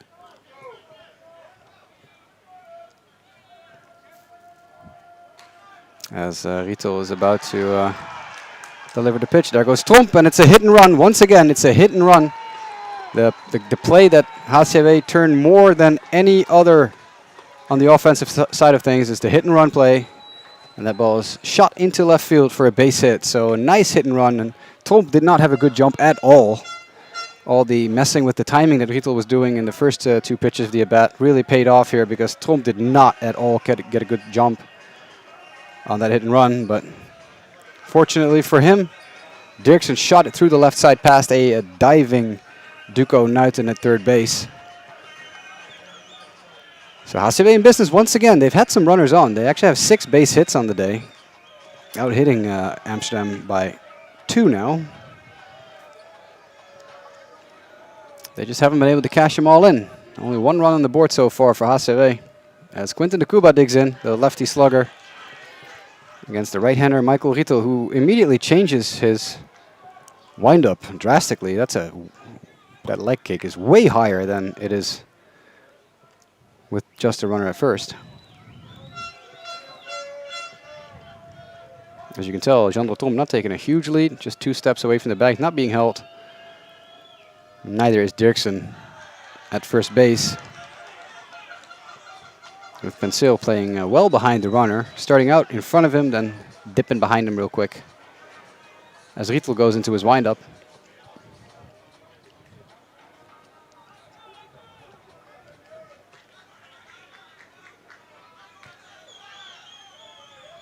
Anytime there's a runner on or runners on, this game slows down tremendously, because the pitchers are really conscious of the runners, trying to mess with their timings, trying to mess with the hitter's timings, as de Cuba fouls that one off and back to the screen for a strike. So 2-1 to Quinton de Cuba. It's a mind game. This game of baseball, it's a mind game. You saw it earlier with when Lars Heijer was accusing the Amsterdam bench of stealing signs from second base. And now it's just a matter of messing with everyone's timing and slowing the game down tremendously. As Rito with the high kick fires, that's a breaking ball for a strike. Also seems Rito is alternating windups here, so that will be interesting to keep an eye on going forward.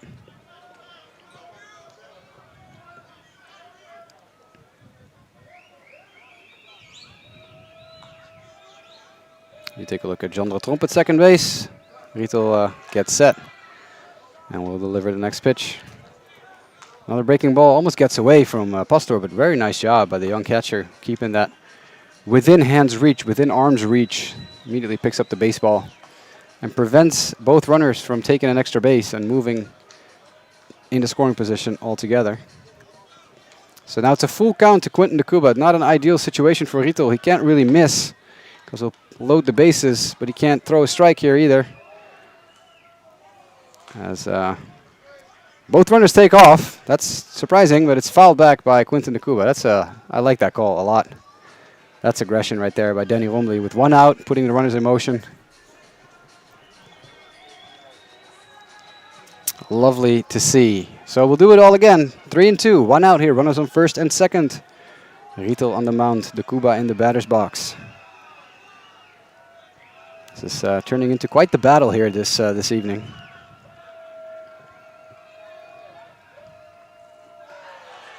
As that next pitch by Rito comes in. And that is low. Ball 4. Bases are loaded with Bussumers. And the hottest hitter on the planet is walking to home plate, Jair van Borculo, who's hitting .571 with a 1429 OPS for the Champions Cup this season. Hit the huge 3-run home run 2 nights ago. Has just been absolutely red hot. He's talking to his dad before the game for just a second. So yeah, Jair is feeling good. And we've been able to tell with the results he's been getting. Leads the team in hitting by a substantial margin during the tournament. And it will be up to him to drive in a run or two here and maybe tie the game. This is the guy you want in the batter's box with the game on the line. I'm not saying it's on the line per se, but this would be a golden opportunity to get back into this ball game. As he looks at ball 1 outside.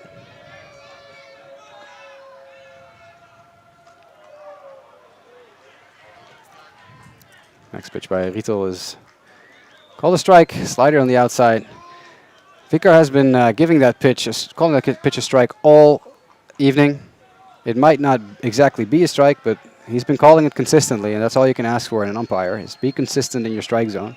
And at this point in the 5th inning, hitters need to have an idea.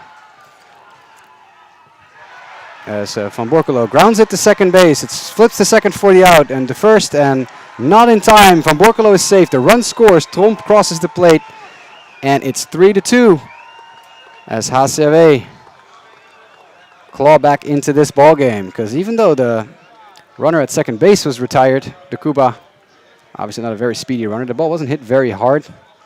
But the Cuba is not a speed burner by any stretch of the imagination. He was retired quickly, but Van Borculo runs well above average, certainly for a catcher slash right fielder slash first baseman. And he beats it out and gets to first safely to prevent the double play. So now Sherman Marlin up. Runners on first and third. Base hit ties the game. So Rito really in a spot here.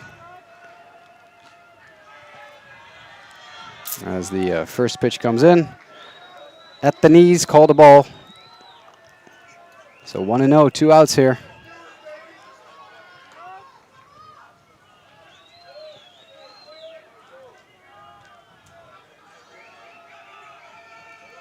Long time in between pitches. As that ball is grounded to short, fielded by Alex Madeira, flipped to first with the not so speedy Sherman Marlin barreling down the first base line. Rito is able to pitch out of it, maintaining the lead, and first man out of the dugout to high-five him is Jelle van der Lely, thanking his replacement for a job done, even though the run that van der Lely put on the bases scored. That was Jandro Tromp. He's the last hitter van der Lely faced. It's 3-2 here in Bussum. Pirates still in the lead. We head to the top of the 6th inning. Excuse me. Here in the semifinal of the Baseball European Champions Cup 2023. We'll be back in just a second.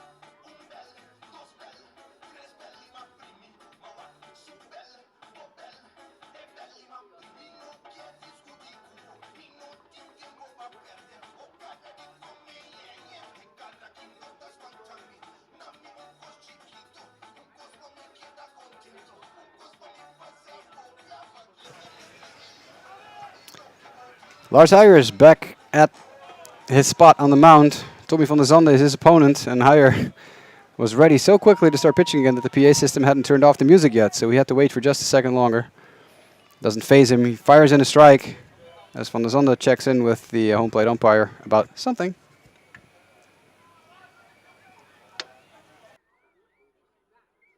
As I have to take a swig from my drink because it's getting hot in here. And maybe you can hear in the background also Jeroen, my producer, just popped open a can of Sprite.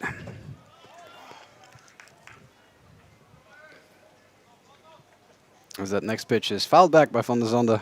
So 1-2 to count.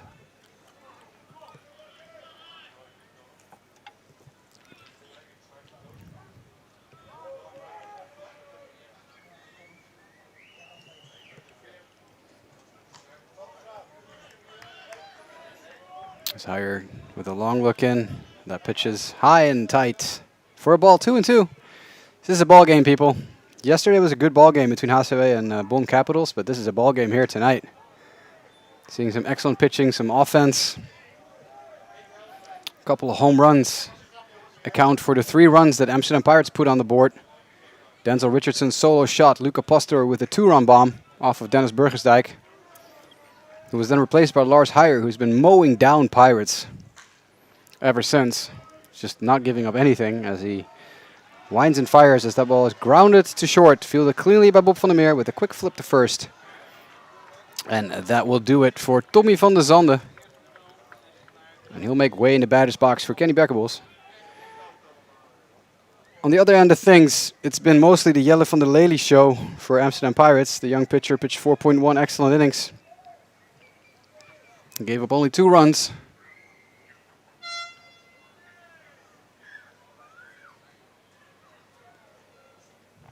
As we see first base coach Van het Klooster with a quick chat with the home plate umpire. Unsure what that was about.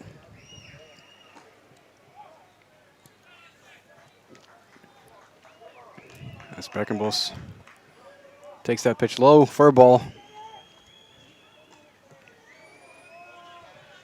Beckenbos been around for a while in baseball. At one point was in the Florida Marlins minor league system. But has been with Amsterdam Pirates for a very, very long time now. It's one of those guys that will eventually go up in the Pirates Hall of they've been here forever. As he grounds it to shortstop. It's once again the sure-handed Bob van der Meer with a nice little grab, hop, and a throw. As it's 2 out, and Heyer is just in the zone right now. He's in a flow that is just it's hard to do anything against.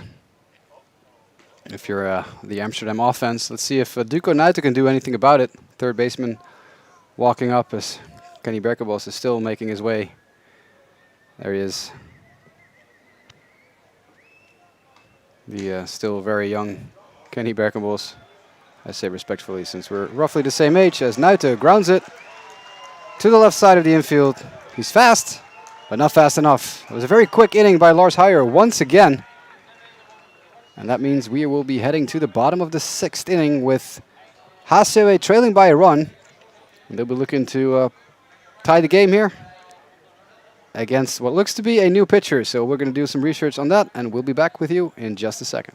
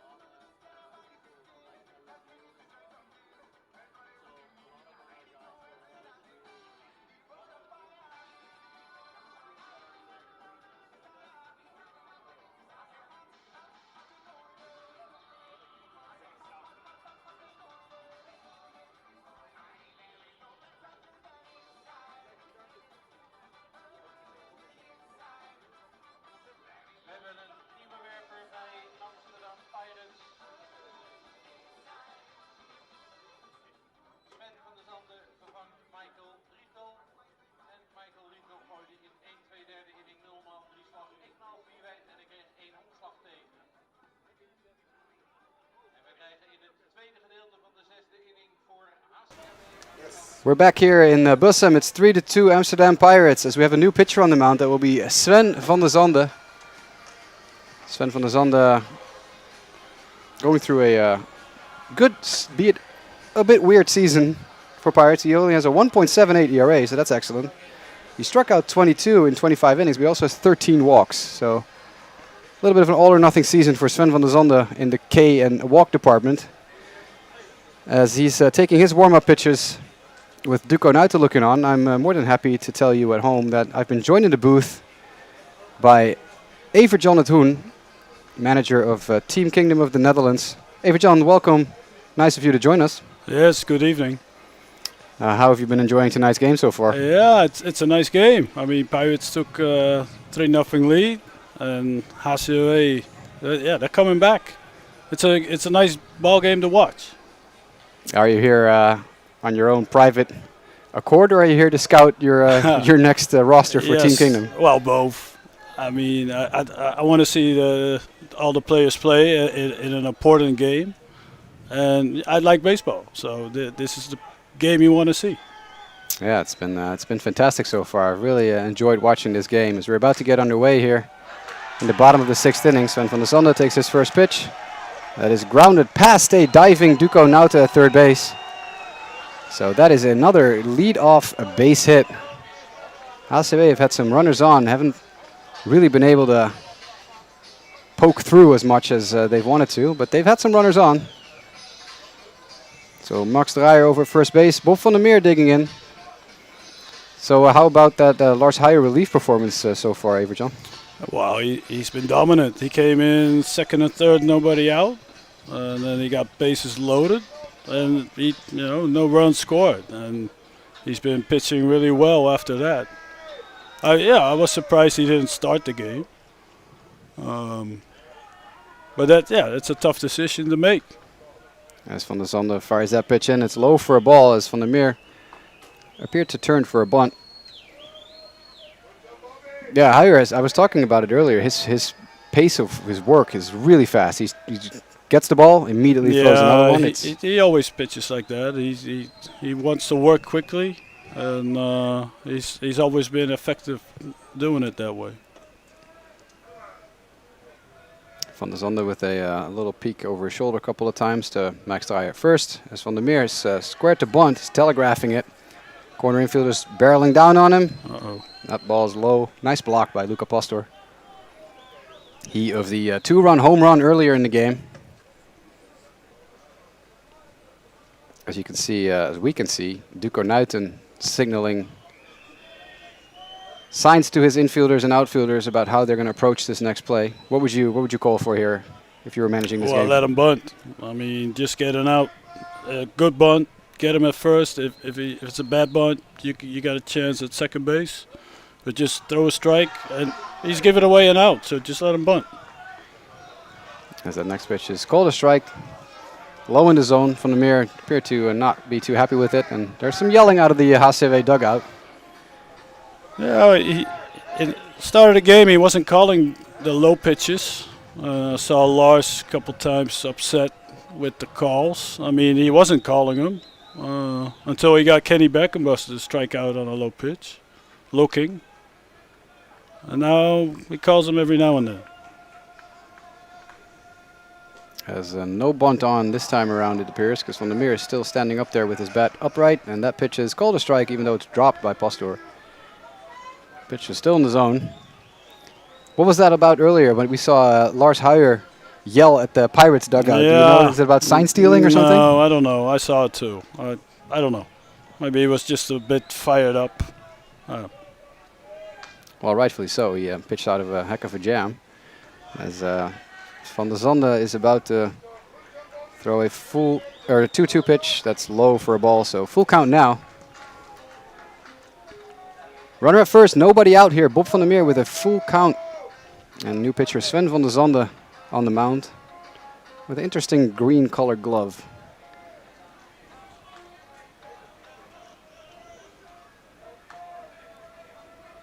Something different. You don't see it every day. Taking his time, taking a look over his shoulder.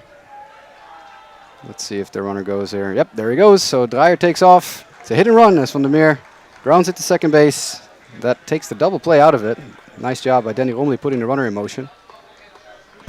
We've been seeing that a lot, Evert-Jan, is Danny Romley is a super aggressive manager. He puts his runners in motion all the time, steals, double steal. We had a double steal earlier in the week, like 7 or 8 hit and runs already. Yeah.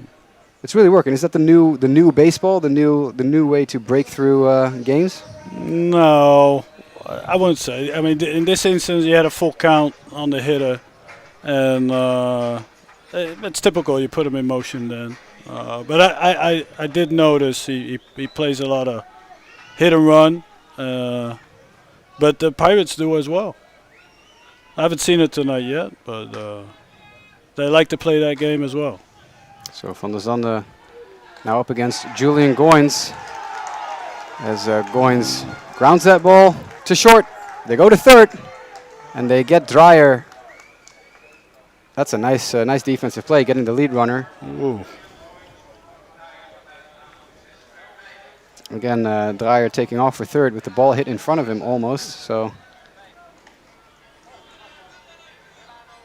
nice job by the Pirates defense here, cutting down the lead runner. And now it's 2 away with the runner at first instead of 2 away with the runner at third. Makes a big difference for Delano Salasa. And for those of you who've been watching the game tonight, you know that we're back to the top of the lineup now because Salasa is the leadoff hitter for HCAW. As Van der Zande takes a long look in, and that pitch is hit and skied into the outfield. Rulli Henrique can't find it in the sun, but fortunately Denzel Richardson is there to the rescue, and he puts it away for the out. So that's a nice job by Van der Zande getting out of that little jam he was in. Well, it wasn't in the sun because the sun's behind him. Yeah, he just couldn't find it. But I'm a bit worried about that sun coming down. I'm worried about the sun delay. I mean, what if the game has to stop? How long do you have to stop? Does Lars come back after the delay? That's interesting. I seen both managers talking about the sun delay, or about the sun. It's the umpire's judgment, but yeah, it's been a bit of an issue this week. Yesterday, it's always an issue here with night games. And as you see here, I mean, it's all about the safety of the players as well. Yeah, you see Gario looking at his watch.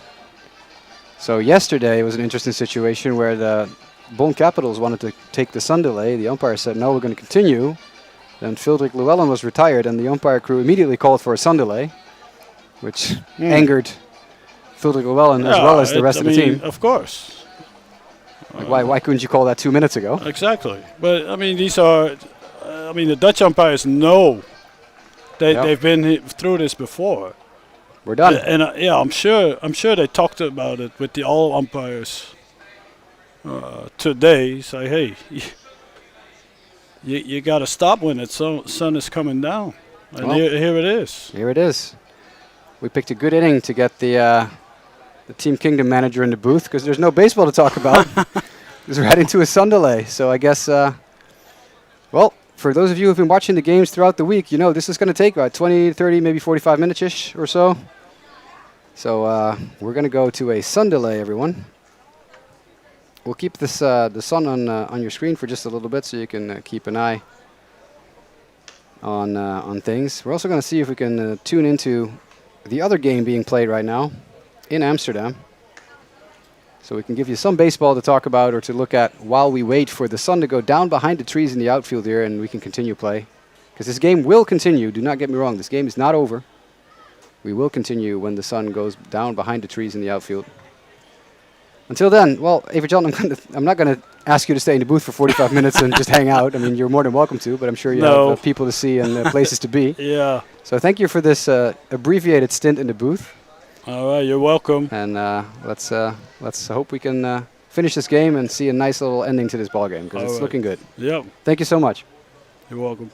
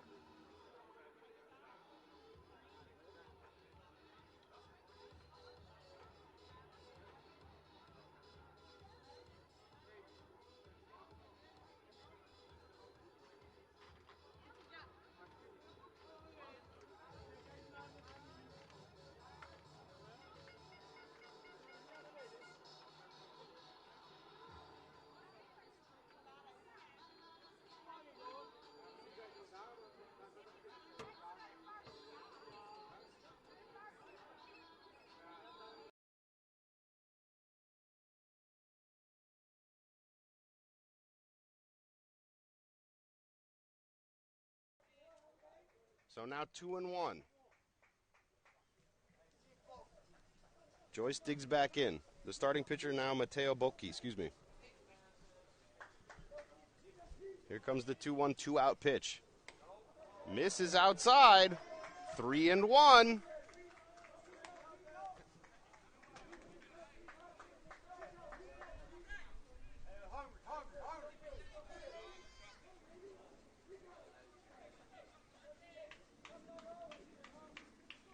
Two on, 2 out. Capitals trailing by 3. Here's the pitch. Check swing.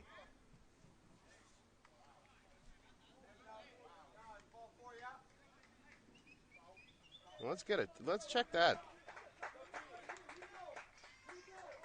So he checked his swing, but they're going to say it was in there for a strike. So 3-2 full count. Pressure situation here in the European Champions Cup. The pitch. Ball 4. It's going to load him up.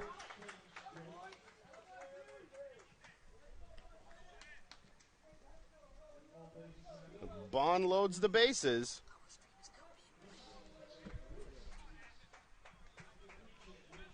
We'd like to welcome everybody watching the Amsterdam Pirates and HCAW game. They're in a sun delay.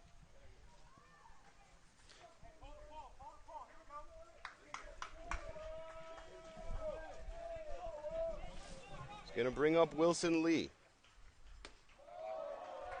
The changeup misses ball 1.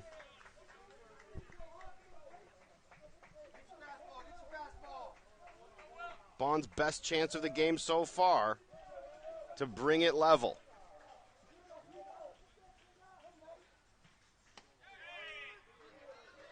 Bucky's in there for strike 1, so now 1-1 to Wilson Lee. Previously the designated hitter, now taking the mound for the Capitals. Bucky toes the rubber. The 1-1 2-out pitch incoming. Misses with the changeup. No, it's in there for a strike for the changeup. I'm exhausted already, guys.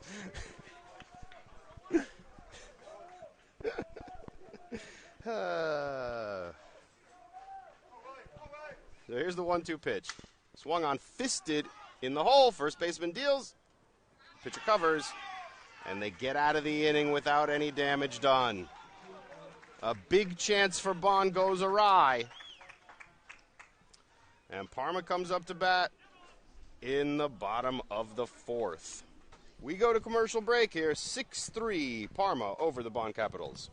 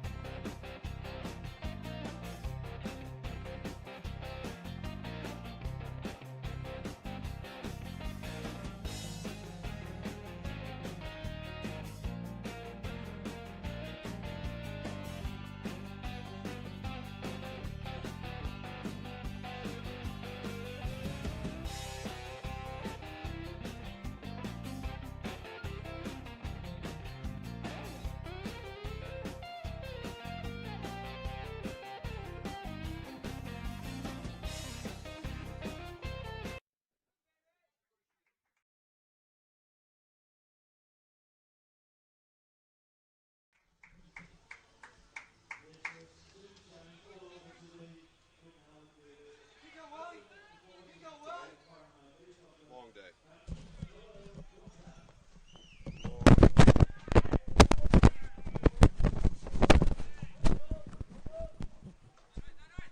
And we're back live now. 6-3 Parma. The Wilson lead deals.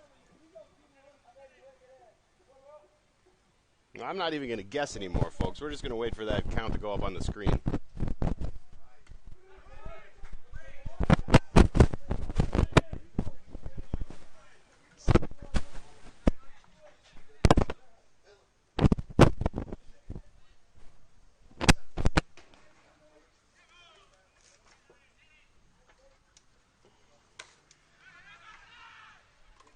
Weak chopper to short, fielded cleanly, throws on the run to record the out at first.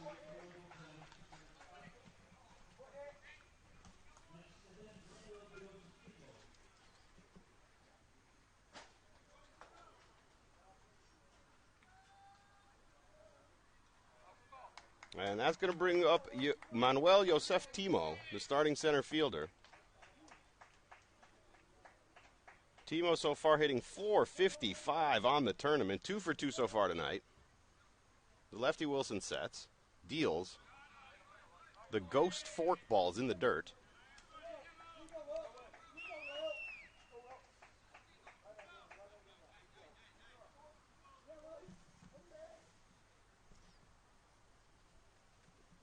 So 1-0 now, 1 down. Deals high and outside. So 2-0.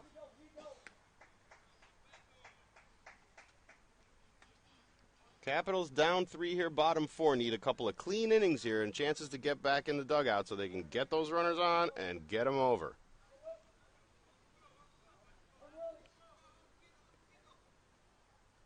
Lito's the rubber. Here's the pitch. In there for strike 1. So now 2-1.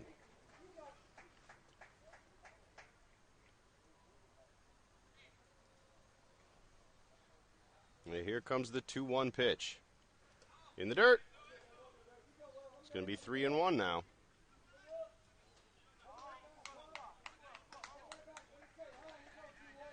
So not sure if that's a balance point issue for Wilson Lee or a grip issue.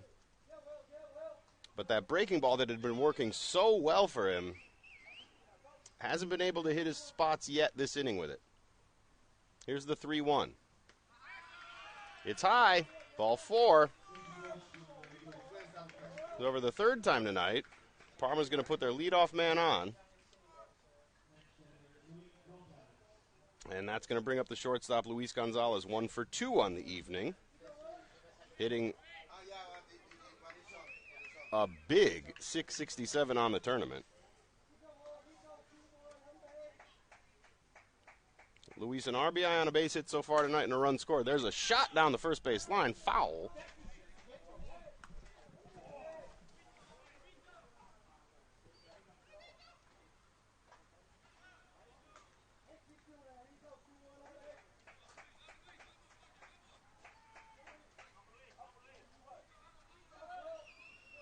They both dig in here. Here's the 0-1 pitch. Sends it over to first base to keep the runners honest.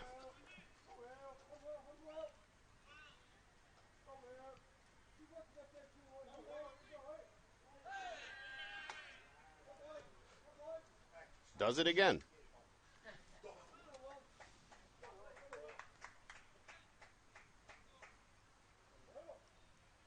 Now the delivery.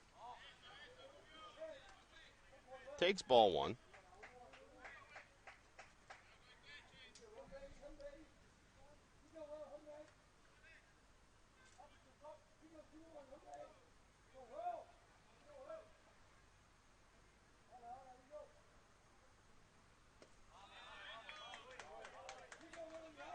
Gonzalez's RBI tonight was his first of the tournament. But he scored 5 runs himself so far, so gets on base a lot. Looking to tack on for Parma here. 1 on, 1 out. Throw back to first.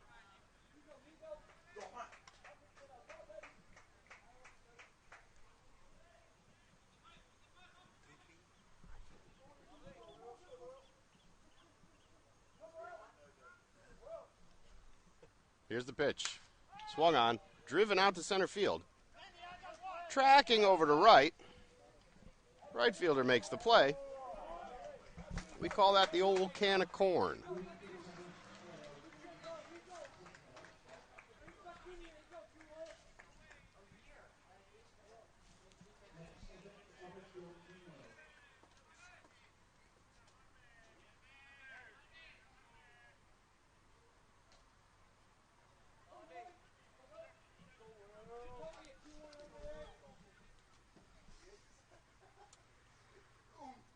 So that's going to bring up the catcher, Alberto Mineo, 0 for 2 this evening.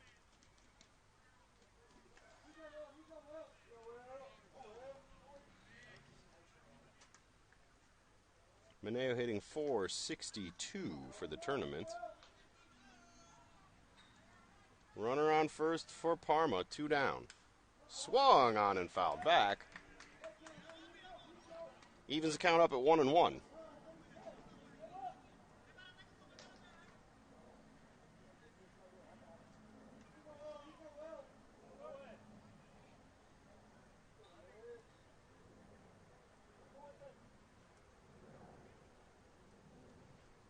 Here's the pitch, low, 2-1.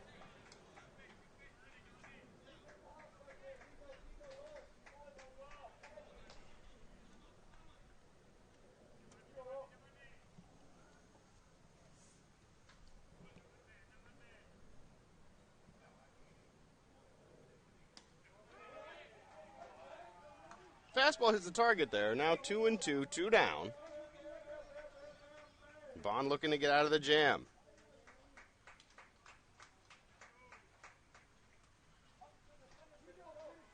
Mineo digs in.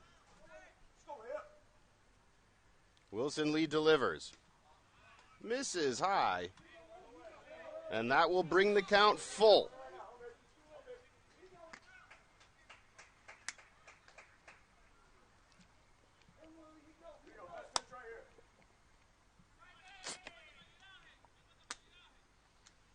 Here comes the payoff pitch. Swung on and missed. There's the grip on that ghosty changeup, we'll call it. Gets Mineo to swing over the top of it to end the inning.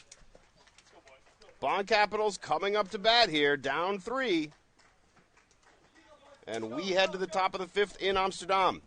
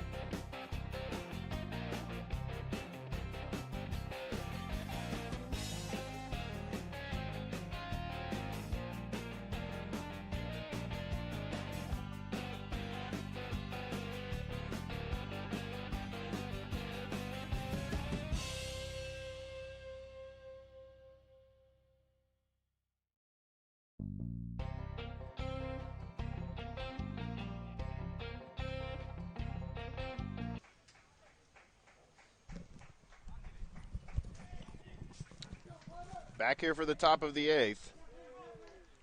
Vincent Honorns 0 for 2 on the evening. The starting catcher for Bond Capitals looking to start some noise here in the top of the 5th.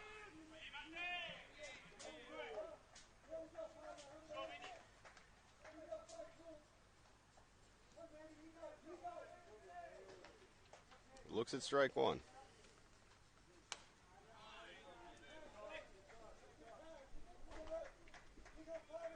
Looks at strike two.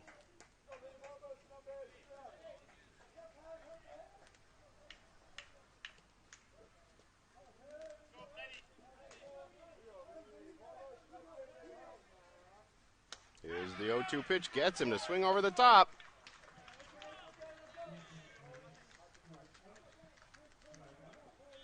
So that'll record the first out of the inning.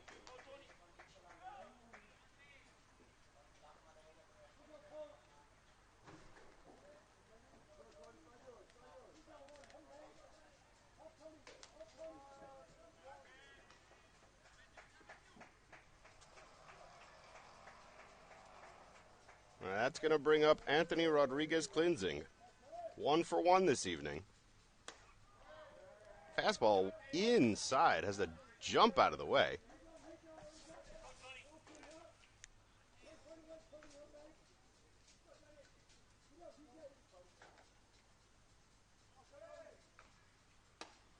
Swings through the fastball that time. Couldn't get on top of it. That'll even the count 1-1 with 1 down.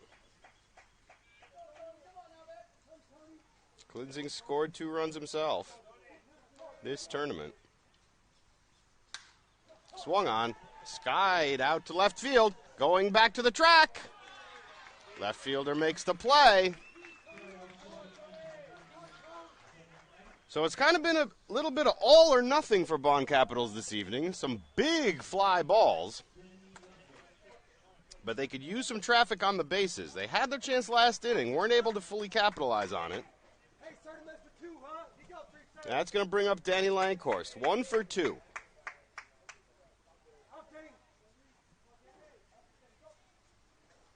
2 down now. Spits on the first pitch for ball 1.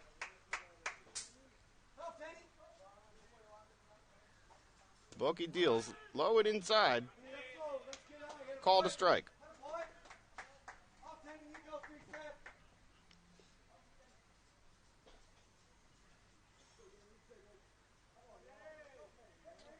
So the 1-1 2-out pitch.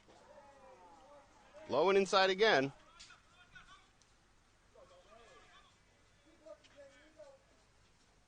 Wait another second. This time it's a ball.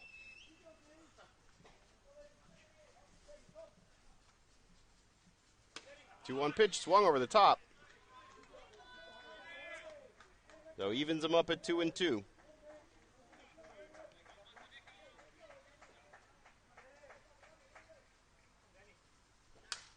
Swung on, hit up the middle. Second baseman scoots over, makes the play, throws him out at first base, and that's going to do it for Bond Capitals here in the top of the 5th. We're going to go to the bottom of the 5th.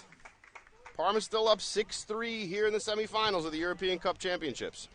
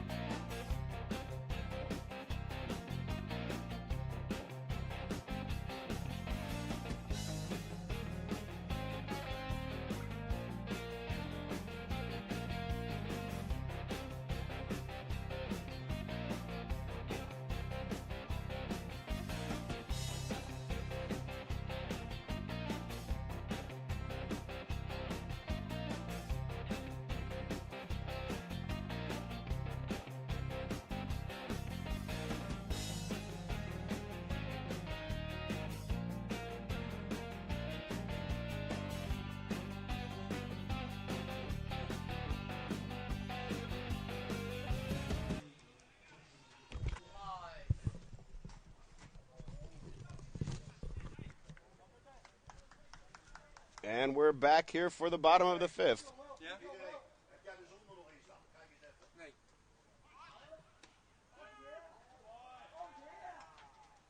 Cesar Story up now, facing Wilson Lee. Wilson struck out 2 so far in 2 innings pitched. Takes a look at the first ball, so 1-1.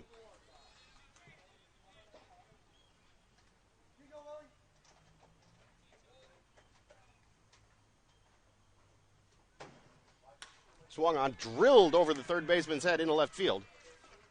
That'll get down for a base hit. So a Story's on. It's over the 4th inning out of 5.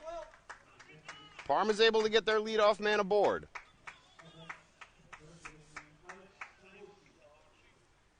That's going to bring up Alex Sambuki.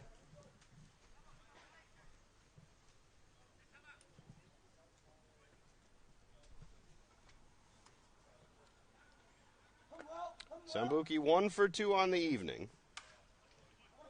Lines the ball foul down the third base line to make the count 0-1.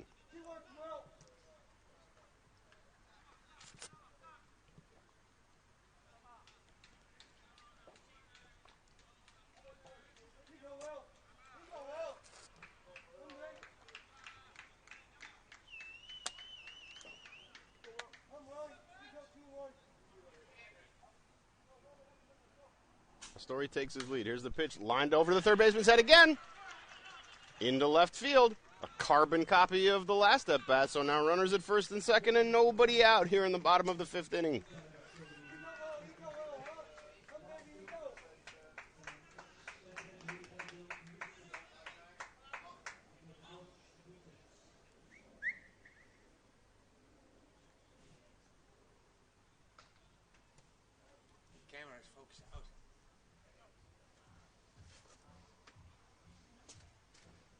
So we'll have a talk at the mound here after Wilson Lee's given up 2 straight singles to open the bottom of the 5th.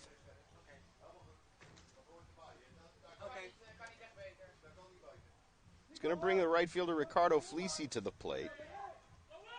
0 for 2 so far this evening.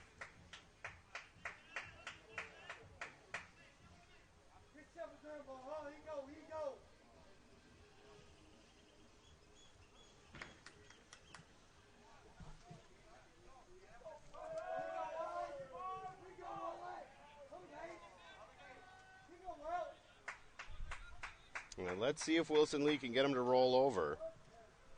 He shows bunt. Corner infielders pinch in here on the bunt attempt. Let's see if they can cut that run off at third base. Wilson Lee delivers. Misses high. It doesn't look like a balance point issue from here. It looks more like a release issue. He might not be getting the grip on it any longer. To be fair, the sun's gone down now here at Pirates Park. It's getting a little chilly. Shows bunt again. Infield pops in. Fielded cleanly by the pitcher. Second baseman scoots over, makes the play at first. But it moves the runners up.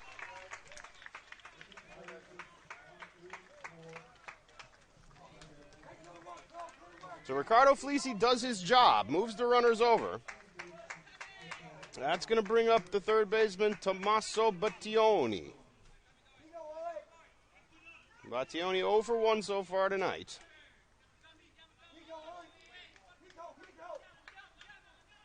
And now 1 out in the inning. Here's the pitch. Swings and misses. Looks like he found that grip action that time.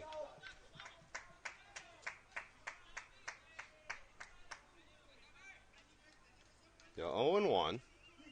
Battioni steps back in. Wilson shakes off the sign. Now he sets.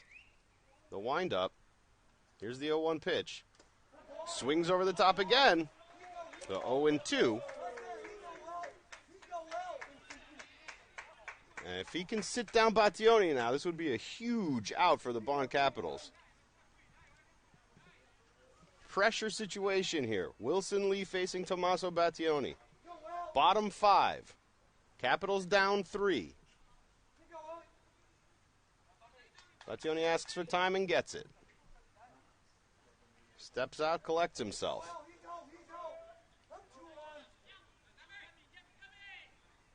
Lee sets. Fires.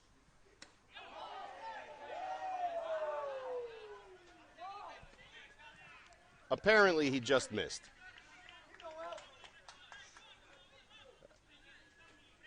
I apologize, folks. I really don't know what to say. But that's going to make it 1-2. With 1 out now.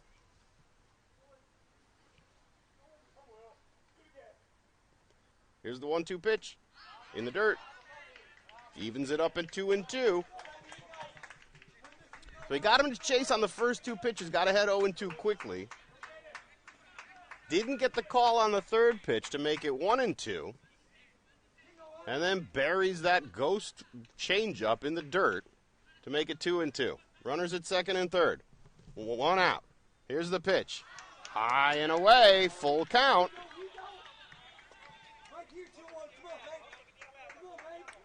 This is one of those baseball moments, folks. You can't lose him here.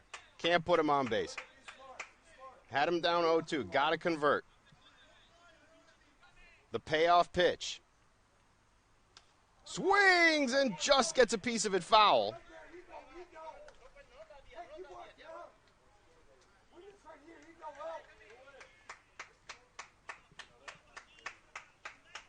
So we're going to do the full count pitch again.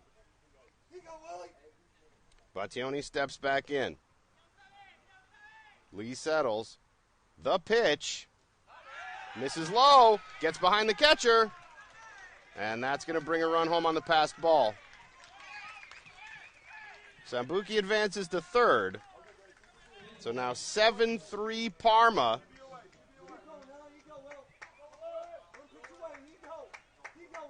And Battioni takes the walk. And that's going to roll us over to the top of the order, folks. That's going to bring up Stefano Desimoni, who is 2 for 3 on the evening with 2 runs scored. And they're going to go out and talk to Wilson Lee here. And it looks like we're going to make a pitching change.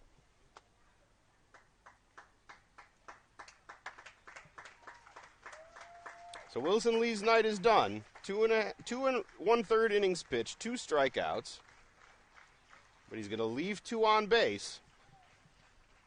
And Bond Capitals are going to make their pitching change here and see if they can work out of this jam. 1 run across in the inning. And we'll go to a commercial break.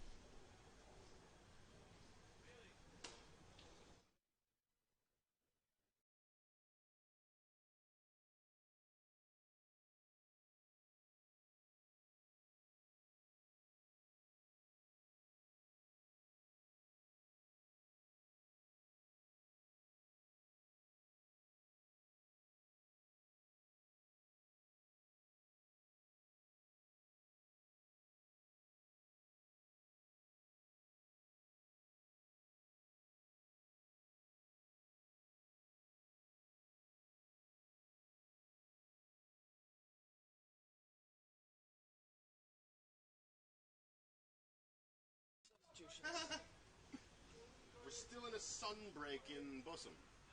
Unbelievable. What even is that?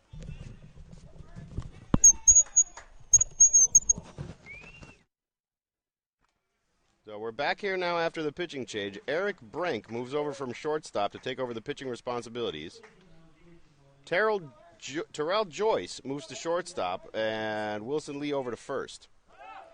Here's the pitch, grounded to the shortstop, in the hole. That's going to score another.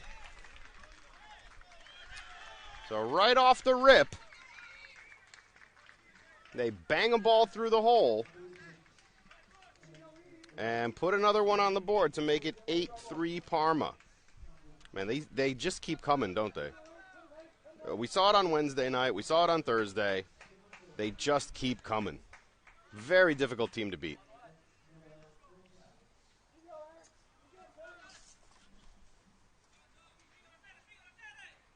So that'll bring up the second baseman, Noel Gonzalez.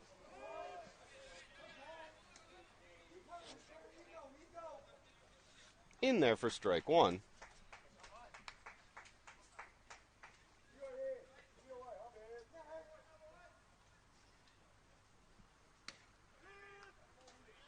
Fastball's in there, strike one. So now 1-1.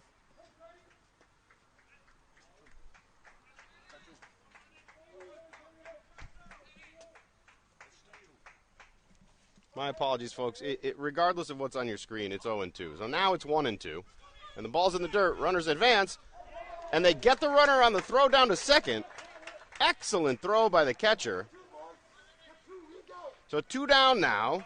That'll leave the runner at third base solo.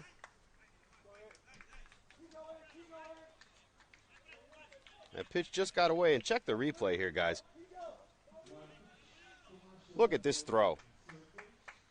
It couldn't be better. It could not be better. That's professional. Hacks the changeup off to the side. Foul ball. 2-2 now.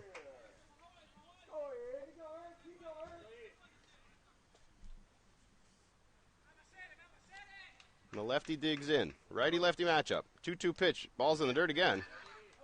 Doesn't get far enough away for the runner from third to try it.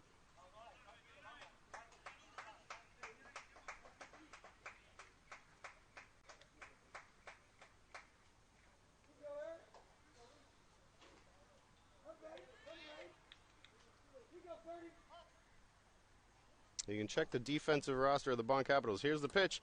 Swung on and missed. Just got a piece of it. So the count's full. 2 down.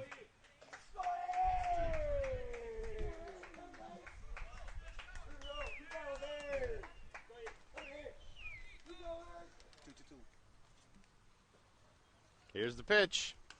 Fouled back. We'll do it again.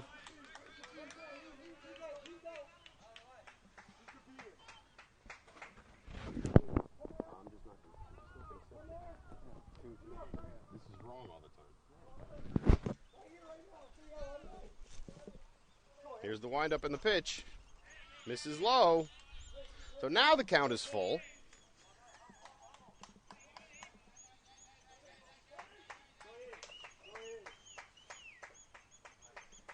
We've had some scoring issues here at the ballpark tonight. Sincerest apologies. And he takes ball 4.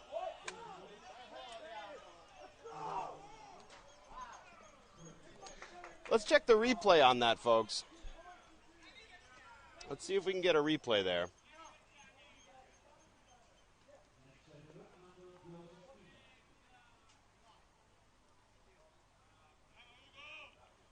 I really don't know what's wrong with that pitch, I have to say.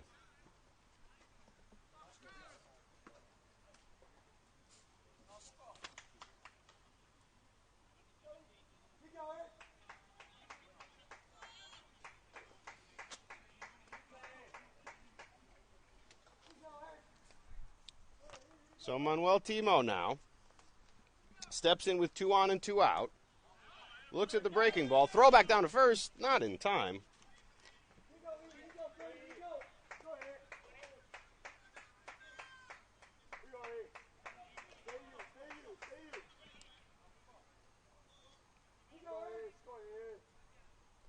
Runners take their leads.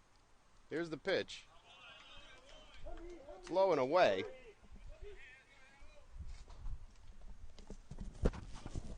So that'll make it 2-0 now with 2 out, 2 on. Parma up by 5. Bottom 5.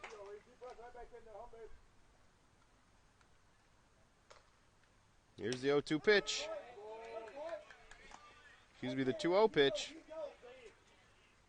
So now 2-1.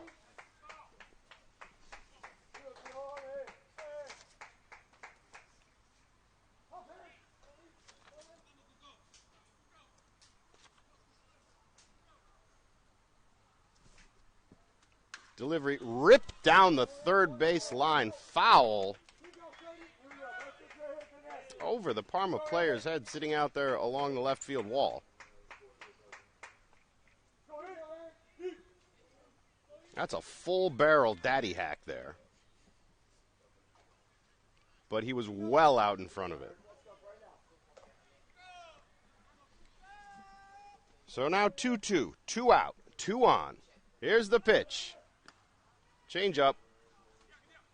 They got him at second base, folks. Another great throw from the catcher.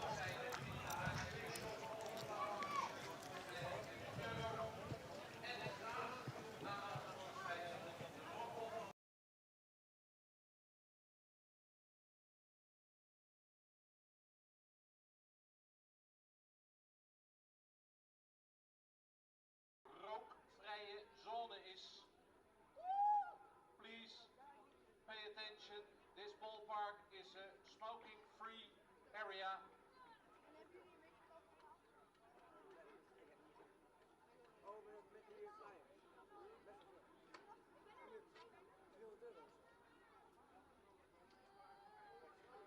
We gaan zo beginnen aan de 7e inning.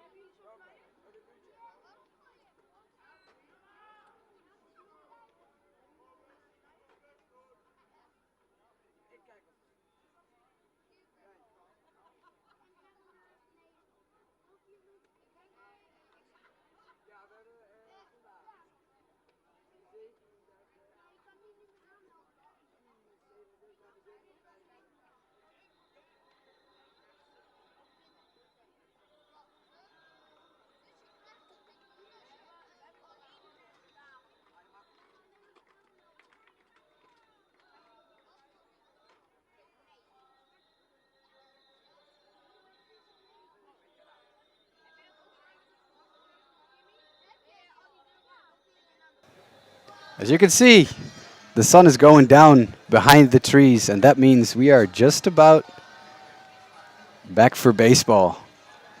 Thank you so much for sticking around if you have. Let me check. Yep, still almost 300 of you around. Much appreciated. Thank you so much. We're about to head to the field for some more baseball. As we can see, there we go. HCAW have taken the field. They are ready to go. I do believe we have some field changes. Because if my eyes are not deceiving me. No, they are. No changes. We're still waiting for the lights to be turned on here at the field. By the way, you're watching Amsterdam Pirates HCAW Bussum, the semifinal of the Baseball European Champions Cup 2023. My name is Jasper Roos. Thank you so much for being back here with me. And my producer, Jeroen Goedemans, to my right. Our graphics designer has the night off. He has a wedding, not his own. He has assured me. So, Mike, hope you're having a fun night elsewhere. Our camera operator, Jeroen, is on my left. My director, Jeroen, is on the right. It's Jeroen's everywhere. But we're about to be getting on the way again, as I'm looking at a bunch of Pirates out of their dugouts, swinging baseball bats, warming up. And the HCAW infield is warming up. And maybe you've spotted him already, but despite being inactive for almost 45 minutes, Lars Heijer back on the mound. So, came in as a reliever and is now back after a prolonged layoff. Heijer obviously was absolutely dominating as the lights just were turned on. And Lars was like, oh, yep, there are lights. Lights are on. Heijer was absolutely dominating the Pirates lineup. He's at 4 innings, 1 walk, 4 strikeouts, and zeros across the board elsewhere.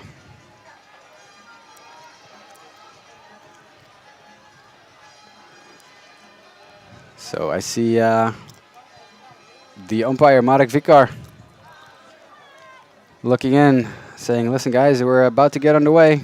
Delano Salasa has knelt down at second base to receive that throw. Ooh, that's a nice scoop. Nice job there. So we're back for baseball. Top of the 7th inning. We're heading to the ending of this ball game. The 3-2 score is still on the board. 3-4-0 for Pirates.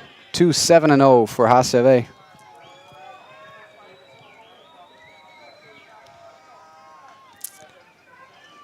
And as first base coach Van Klooster will be jogging through your screen in a second.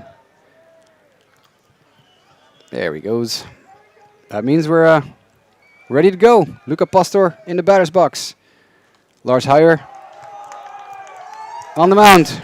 And Heijer's first pitch nicks Pastor in the elbow. So 1 pitch, 1 base runner. That is not the start to the inning that Heijer would have imagined. In the meantime, I can catch you up on some stuff. The play, the quote-unquote controversial play with Julian Goins being called out for interference. We've reviewed that. We actually have footage of that. We reviewed it, and that appears to have been the right call. And the gesturing that Heijer did towards the Pirates dugout after retiring the side earlier in the game had nothing to do with sign stealing. It was just a little bit of good old-fashioned back and forth yelling. As you see, Jorrit Penseel square the bunt, and bunts it foul.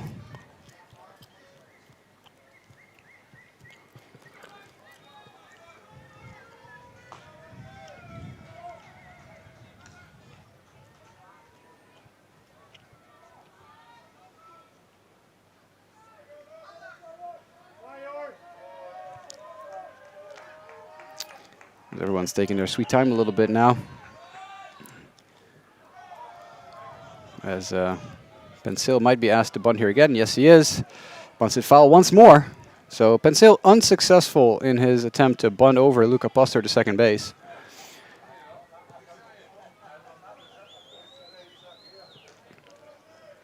Back in my days, that was 15 laps around the field after the game, but we'll see if Penseel is able to move over the runner in another way, because odds are not great that he's going to be bunting here on an 0-2 count. As Pastor at first base is a catcher, but he's pretty fast. As Penseel asks for time and is granted a reprieve from the final or potential final pitch in this at-bat.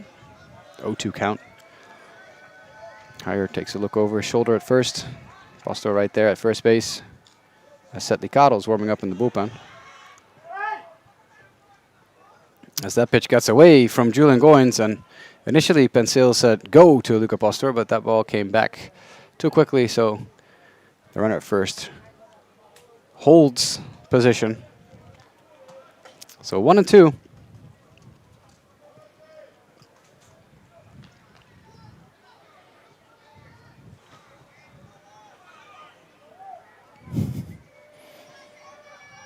As it hasn't quite cooled off yet here at the ballpark. Still a pretty warm evening. As that next pitch is grounded to second base. Delano Salasa with the flip to Bob van der Meer. Going to first. Double play. Very nicely turned double play there by the HCAW infield. As van der Meer lost sight of Salasa for a second there in the throw around the infield. But a very nifty flip by Salasa to van der Meer and a quick turn to Sherman Marlin for 2 quick outs. So Penseel can't be happy with that at bat, not being able to get down the bunt twice and then grounding into a double play.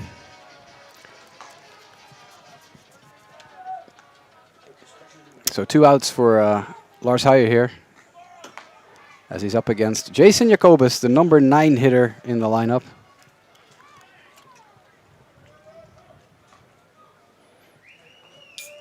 Pitch number 1, called a strike, as Jacobus takes his time a little bit getting back.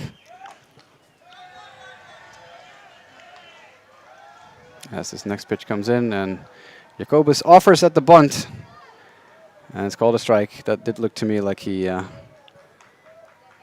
made an attempt at least to bunt at it before pulling the bat back.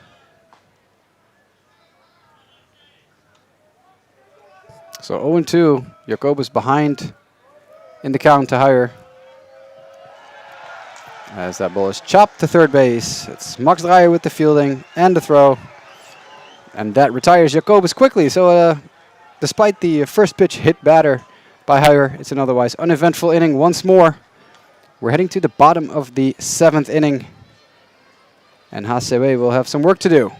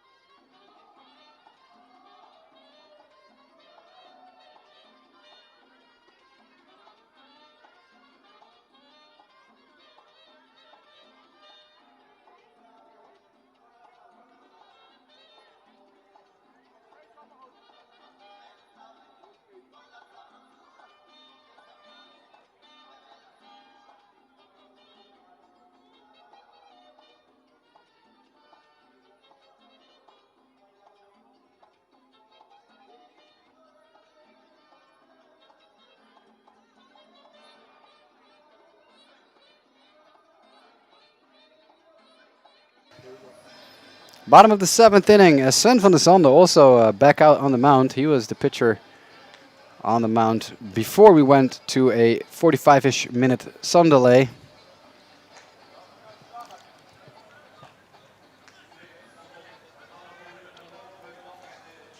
So both pitchers who were on the mound before the sun delay are back out now.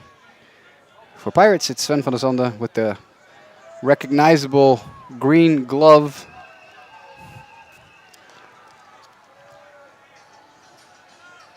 There is activity in the bullpen for Pirates.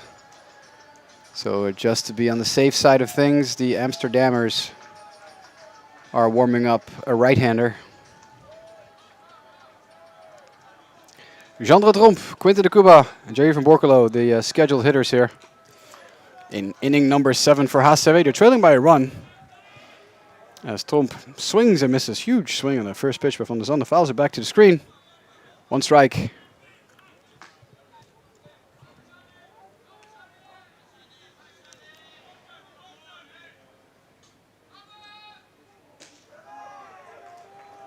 As Van der Zande winds and fires for strike 2.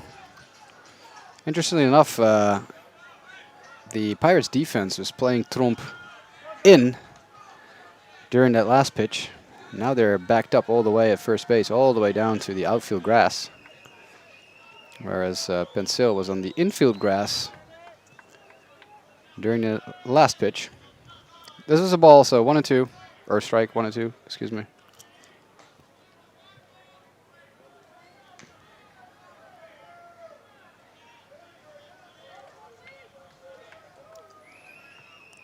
Long look in for Van der Zande. Shakes off his catcher Pastor, and that takes too long to Jandro Tromp's liking, so he requests a timeout and is being granted it. So Van der Zande back to work, accepts the sign, and here comes the pitch. A little bit high.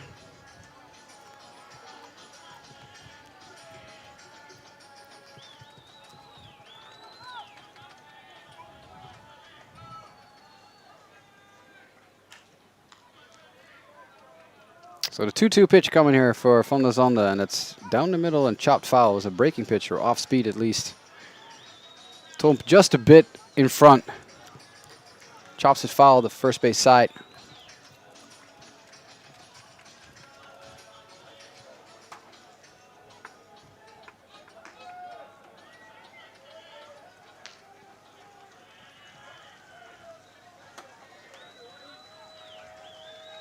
And a long layoff in between pitches here as the 2-2 pitch comes in, and it's low. Nice block by Luca Pastor.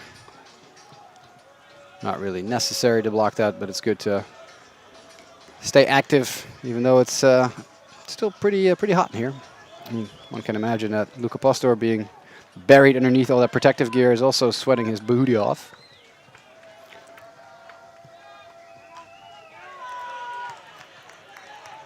So the 3-2 pitch, another huge hack by Tromp, and he fouls it back to the screen once again.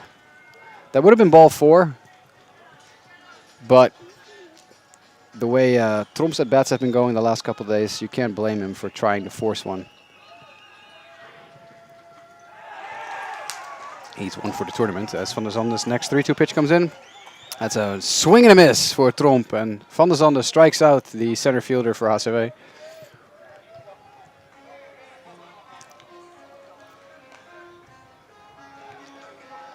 Kevin Dirksen due up next.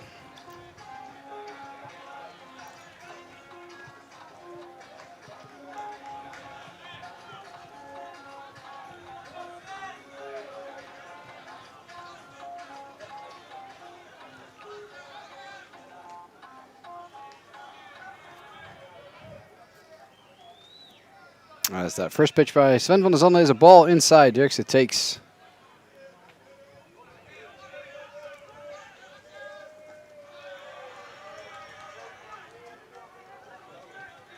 Breaking ball low and away for ball 2 here in the at-bat. Quinten de Cuba on deck, Jair van Borkelo in the hole.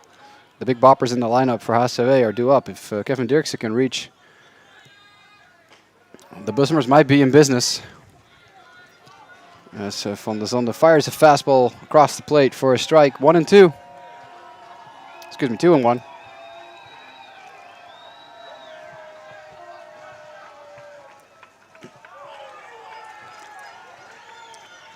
Next pitch underway is the same one as the one before. Called a strike again. 2-2.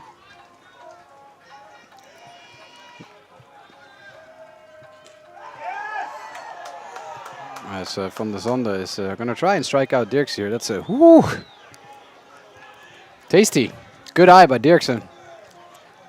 Not swinging at that pitch, because that was a beauty.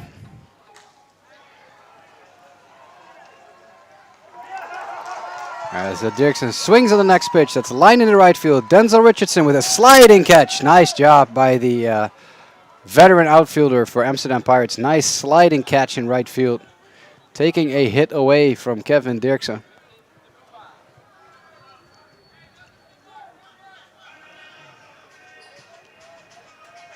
Boy, that's a big play. That is a big play, because now Sven van der Zande is facing Quinten de Cuba with the bases empty. He can just focus on this at-bat, has nothing else to worry about. And de Cuba in itself is already a handful for a pitcher. Expert bat handler who can go yard at any given moment. He looks at strike 1 though.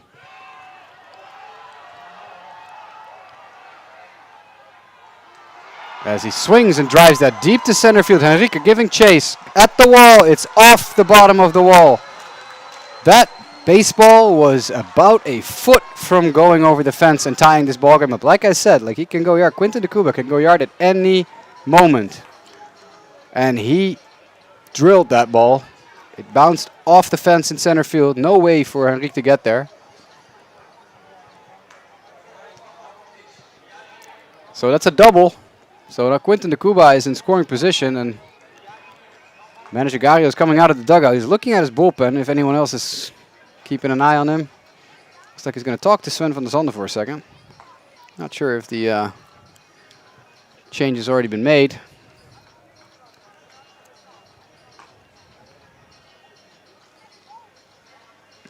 Just a little friendly conversation between a manager and his pitcher.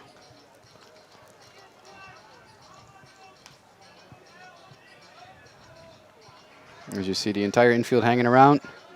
Knighton nodding his head in approval or bopping his head to the beat. We'll never know. A little handshake between Van der Zande and Pastor. Everyone on the same page.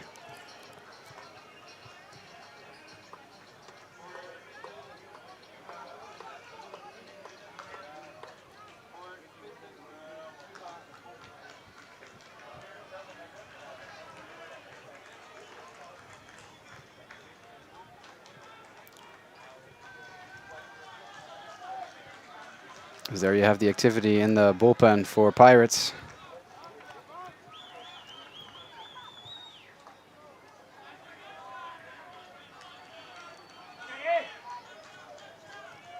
So Jair van Borculo steps in against Sven van der Zande, runner at second base. That's the tying run in the ball game. And HCAW have their hottest hitter at the plate for the tournament. Van Borculo today 1 for 3 with an RBI and a run scored. Has struck out once.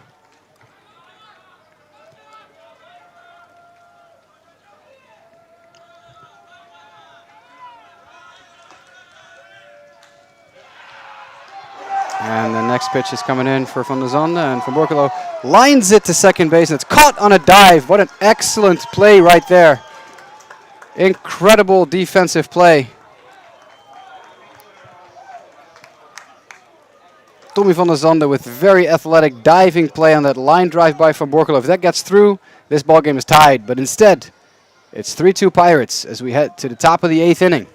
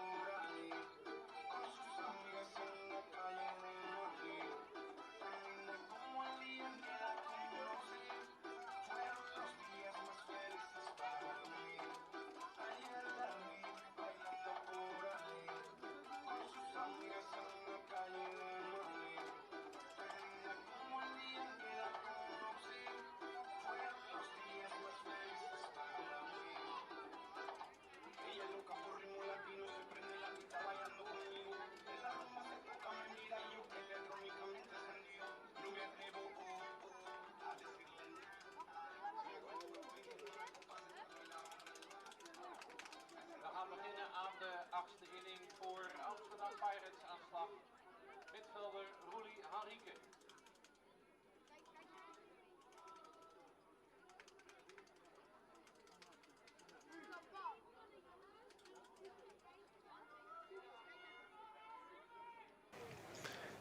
Top of the 8th inning.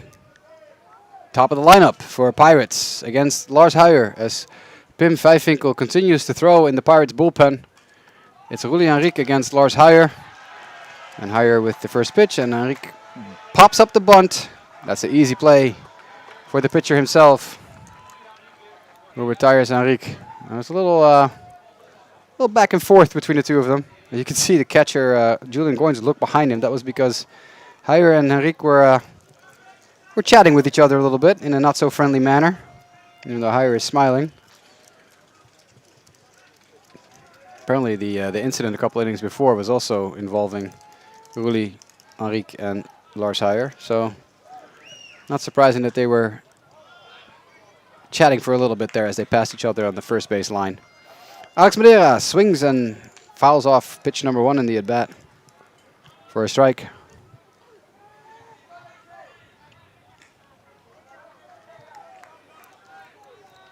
As Huijer kicks and delivers, that's way outside for a ball. Denzel Richardson in the on-deck circle, the big bopper of the lineup for Amsterdam Pirates.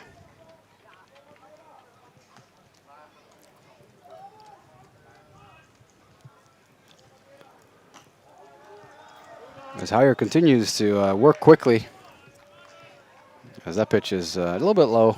2-1 to Alex Madeira, speedy Alex Madeira, co-leader on the team in home runs, as he swings and lines that ball into right field.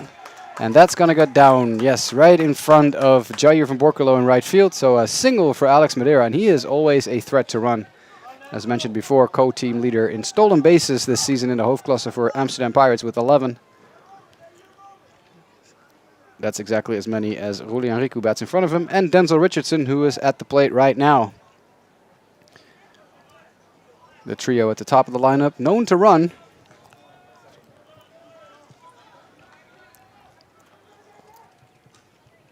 As Madeira takes a healthy lead off of first base, but nothing going for Huijer as he throws a breaking pitch inside for a ball.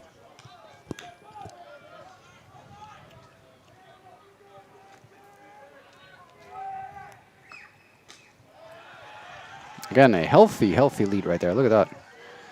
Nice pitch. Swing and a miss. 1-1 for Denzel Richardson now.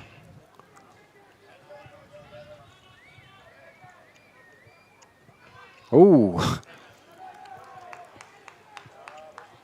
Ooh, Madeira had that base stolen.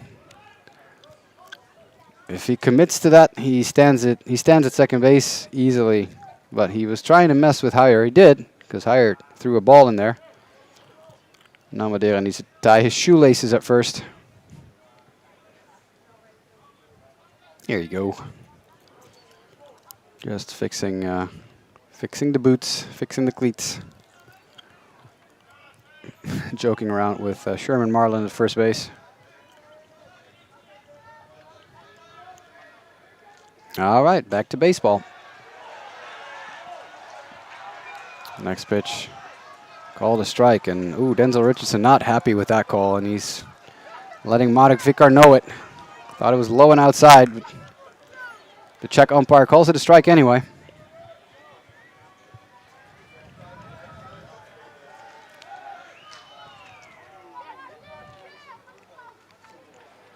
Quick snap throw to first. Madeira back in time.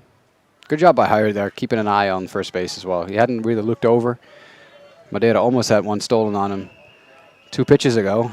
It's a good moment to let the speedy base runner know that you're thinking about him. As Madeira with the delayed steal.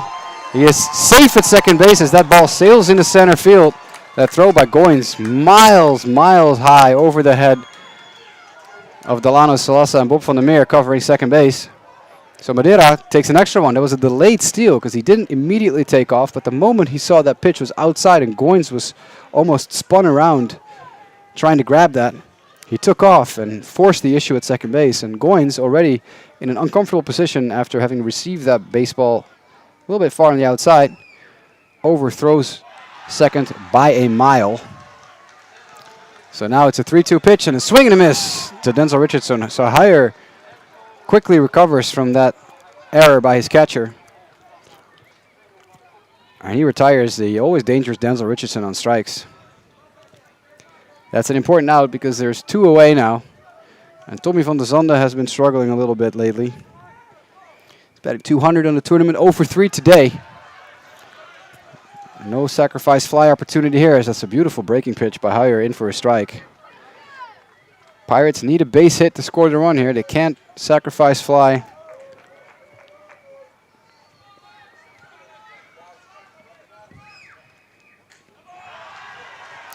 So the next pitch by Heyer about to be coming in. That's another breaking pitch for a strike. 0-2 count, 2 outs here, top of the 8th inning.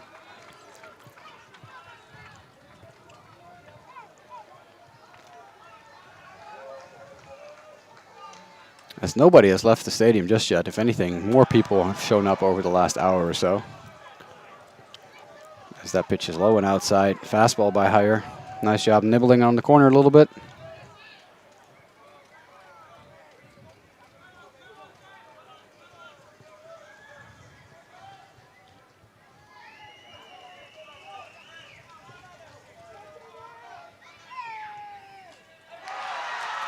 As Heyer is about to deal the 1-2 pitch. That is a sweeper way outside, but Van der Zande not in the best of stretches of his career. Whiffs, nothing but air. Strikeout and out of a jam for Heyer. So the error goes for naught. No issues at all. HCAW need a run to tie, though. They're going to be looking to do so here in the bottom of the 8th. We'll be back in a second.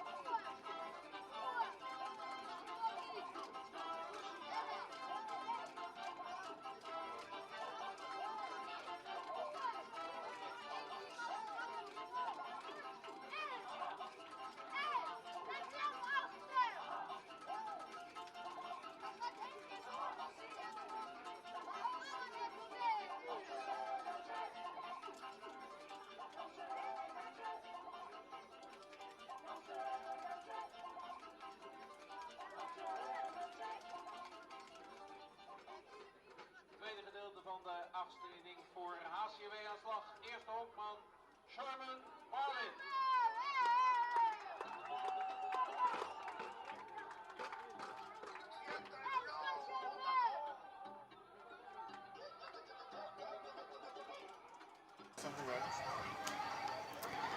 Top of the 8th inning. Sherman Marlin, Max Dreyer, Bob van der Meer. Those are your 3 scheduled hitters against Sven van der Zande. HCAW need a run to tie this ball game. They've been trailing for the entire game, ever since Denzel Richardson hit a solo home run in the first inning. He was eventually followed by a 2-run bomb by Luca Pastor, and those are the 3 runs for Pirates. HCAW have been clawing their way back. They're out-hitting their opponent 7-5. They have yet to push the tying run across the plate. Amsterdam pitching has been keeping them off the board. Jelle van der Lely with an excellent 4.1 innings. Michael Rietel, 0.2 innings with a hit and an inherited run scored. And Sven van der Zande has been pretty good for the 2 innings he's been on the mound. Gave up 2 hits, struck out 1, didn't walk anybody. And he's still back out there with the green glove. He's missing his spots a little bit in this at-bat against Marlin, though, because he's a 3-0 pitch coming in, and that's high for a ball. So Marlin walks, and that'll be that for Sven van der Zande. And that means that in all likelihood, we'll be seeing Pim Vijfinkel, who has been warming up for a while.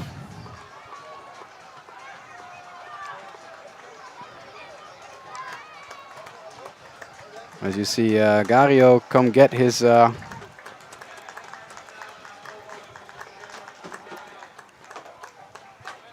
pitcher. And in comes number 25. On the left side of your screen.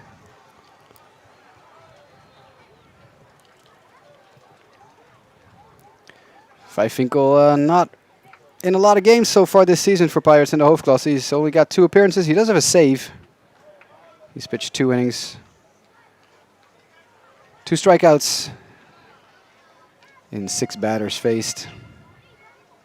Fly ball pitcher, which is risky here in the way the ball's been flying out of this ballpark tonight.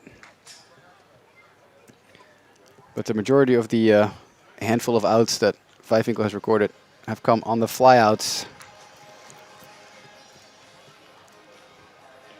And with nobody out and a runner at first base, he's going to have to claw his way through the bottom of the lineup. Max Dreyer, Bob van der Meer, Julian Goins, the 7, 8, 9 hitters for HCAW. He's taking his warm-up pitches. And we'll give him a chance to do that.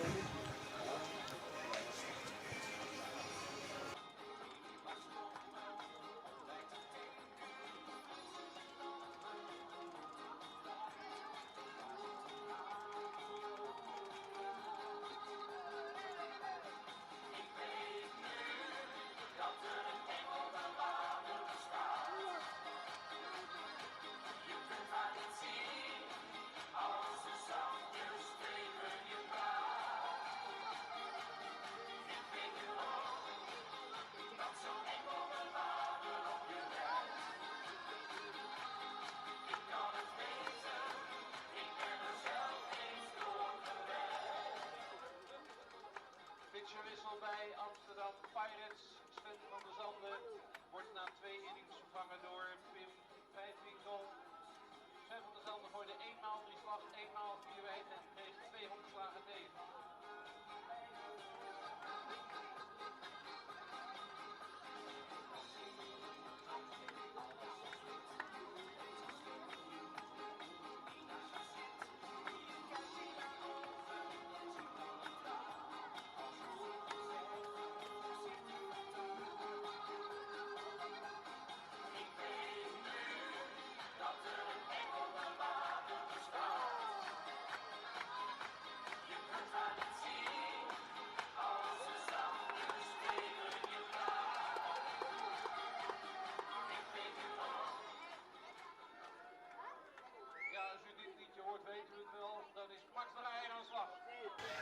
All right, here we go. Pim Vijfvinkel, the new pitcher on the mound for Amsterdam Pirates, and he's up against Max Dreyer. We have a pinch runner at first base. That's Brentley Martina. As Dreyer puts down the bunt.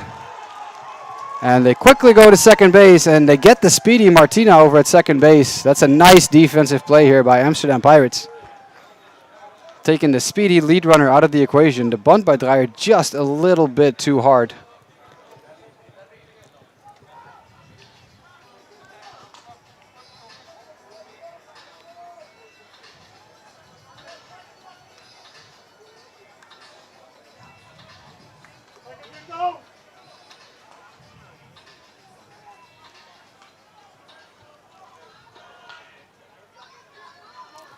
So that brings up Bob van der Meer against the almost like, it's not really a sidearm delivery, but it's also not a straight over the top delivery.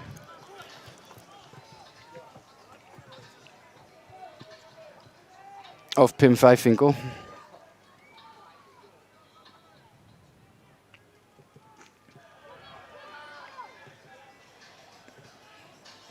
As the young right-hander delivers, and that's low for a ball.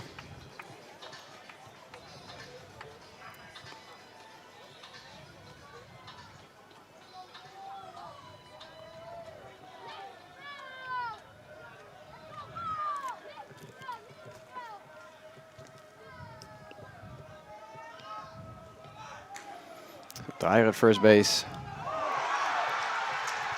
As that ball is, it's a hit and run as Dreyer has taken off.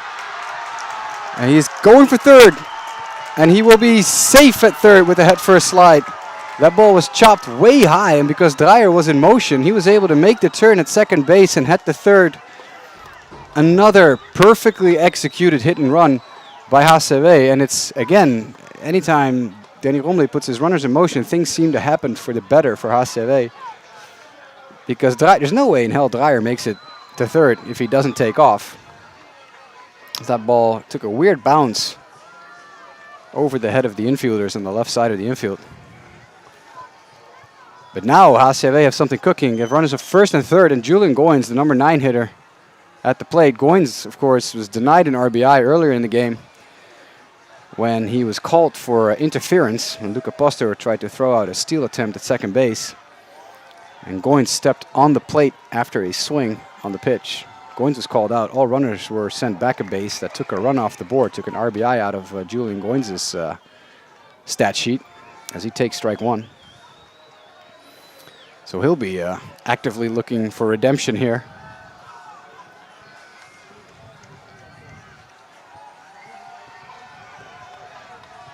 Van der Meer at first, not a substantial lead.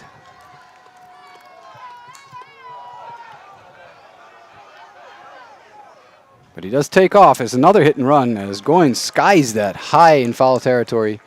And that will go out of play right there. You see it. Nice camera work. Up and over the bullpen. Souvenir for a lucky fan.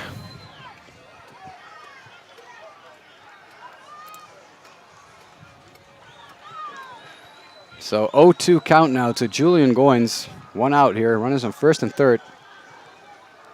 Delano Salasa in the on-deck circle, the leadoff hitter for HCAW.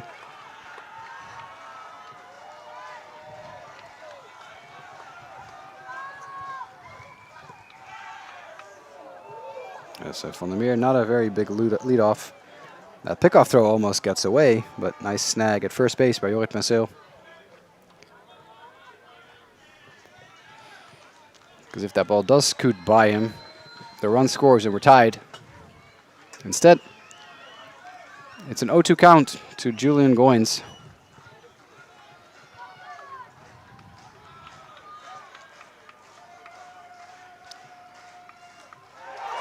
As Vijfvinkel winds, fires, and Goins swings and misses. That's a strikeout, big strikeout for Vijfvinkel.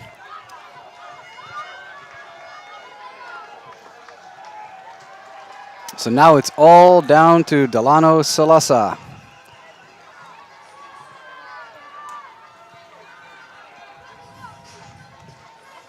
Button undone on his jersey. Yellow cleats, yellow armbands. Dr. Dre coming out of the PA system. You know what time it is. So Vijfwinkel digs in.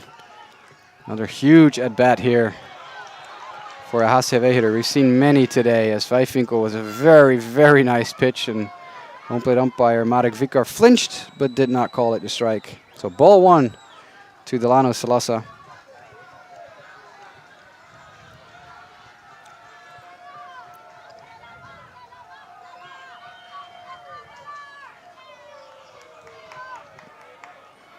Long, long, long wait for Vijfwinkel, and Salasa agrees and calls timeout.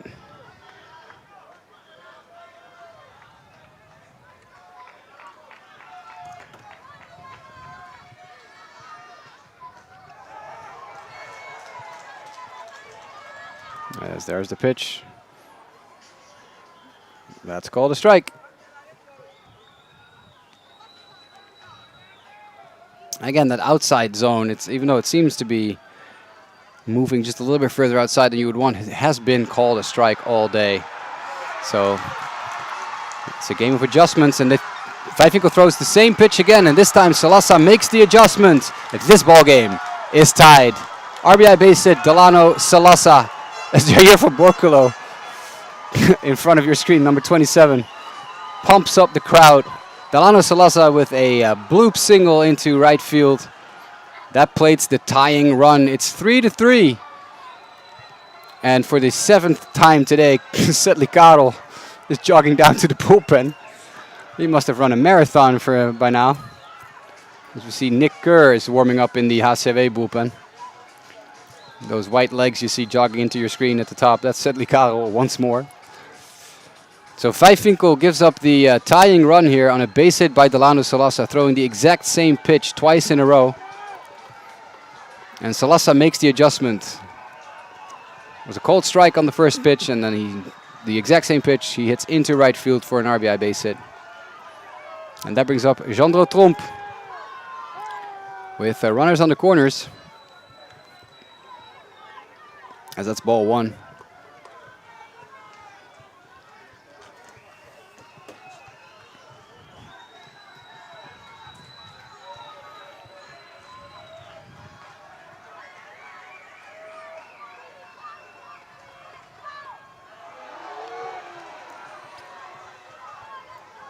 As Vijfwinkel's next pitch is low, nice block by Pastor. Known to be a very solid defensive catcher as Luca Pastor. We've been seeing that. He's blocking balls left and right, even when there's nobody on base.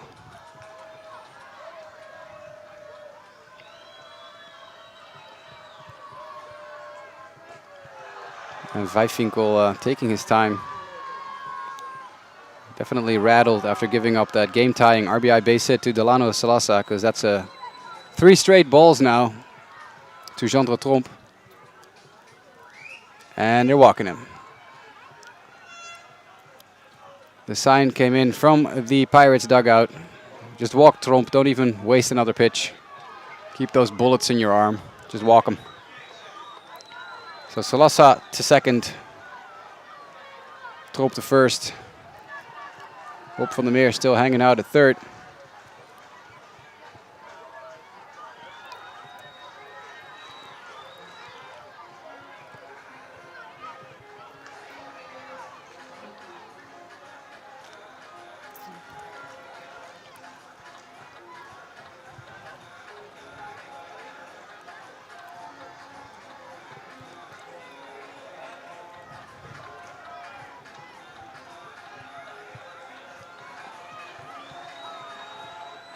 So that brings up Kevin Dirksen, number 17, the left fielder, with the bases juiced against Pim Vijfwinkel, who came in relief of Sven van der Zande, and Vijfwinkel starts him off with a strike.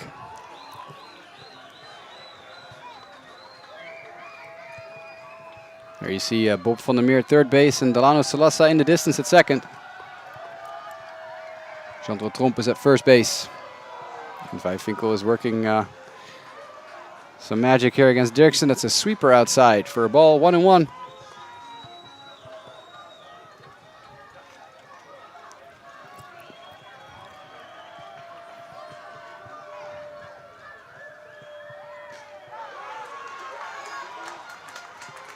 Next pitch on their way is another fastball for a strike. Nice little bit of running action on that fastball.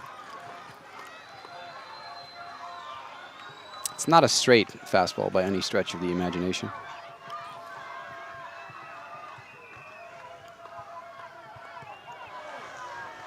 So 1-2 pitch.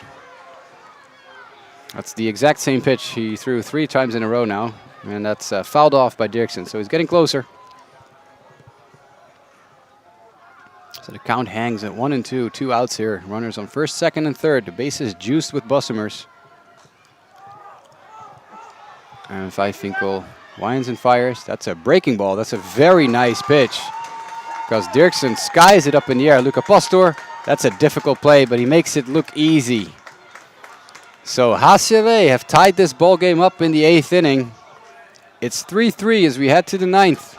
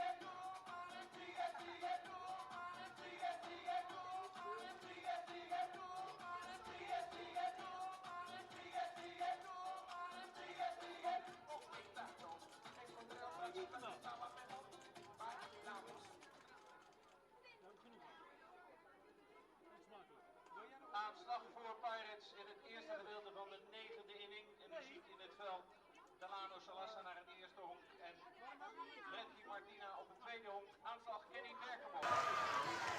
So we head into the 9th inning. It's tied at 3, and this is going to be a good one. Jules Kramer is pinch hitting for Kenny Berkenbos. Still Lars Heijer on the mound. That pitch is called a strike, and Kramer does not seem to enjoy that call very much. Oliver van der Wijst is in the on-deck circle, by the way, so we got some changes going into the 9th. Freddy Martina is taken over at second base.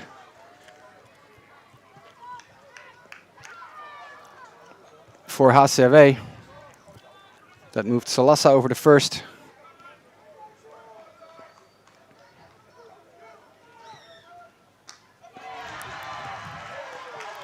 As Heijer kicks and delivers to Jules Kramer, and Kramer whiffs for strike 3.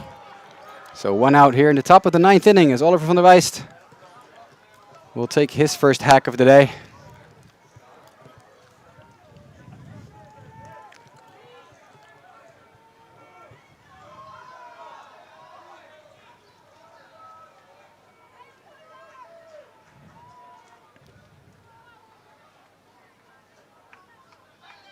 Yeah.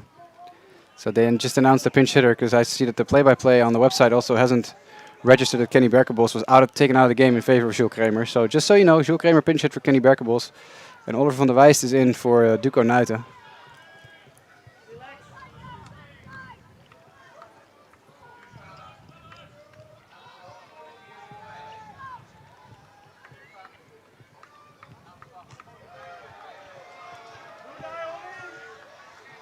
As that pitch is inside for a ball.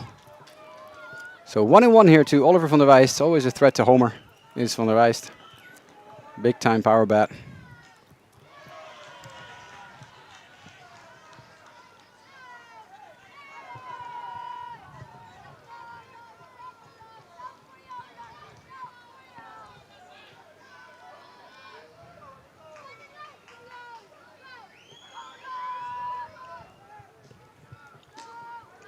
So long look in here for a higher as he quickly fires now. That's low for a ball.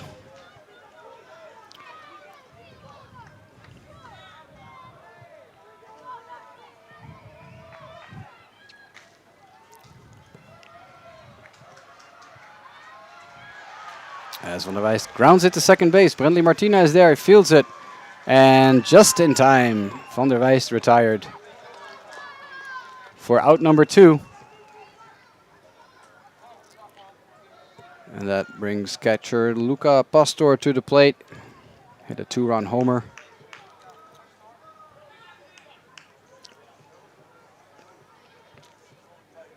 Which made it to the Instagram page, baseball_Europe, if you want to go check that out. You can also see the pirate hat I was talking about earlier and the gold chain that is being handed out when a player from Amsterdam Pirates homers, as that first pitch by Huyer is a slider for a strike.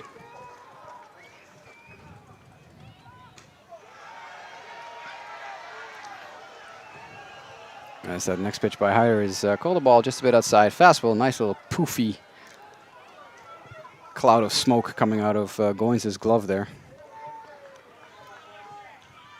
So the 2-1 pitch on its way, and that's outside. Excuse me, the 1-1 pitch, it's outside. So it's 2-1.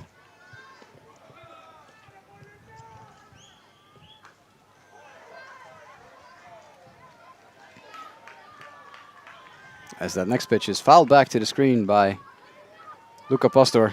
2-2 is the count. 2 outs here, top of the 9th inning. It's 3-3 in the ball game. As HCAW just tied it up in the last half inning, after having attempted to claw their way back into the game for pretty much the last 7 innings. As that next pitch by Huyer is a called strike 3 to Luca Pastor on a fastball. Low and outside, nice pitch by Huyer. So we're heading to the bottom of the 9th. Let's see what kind of walk-off magic HCAW have in them, if any. We'll be back in just a second.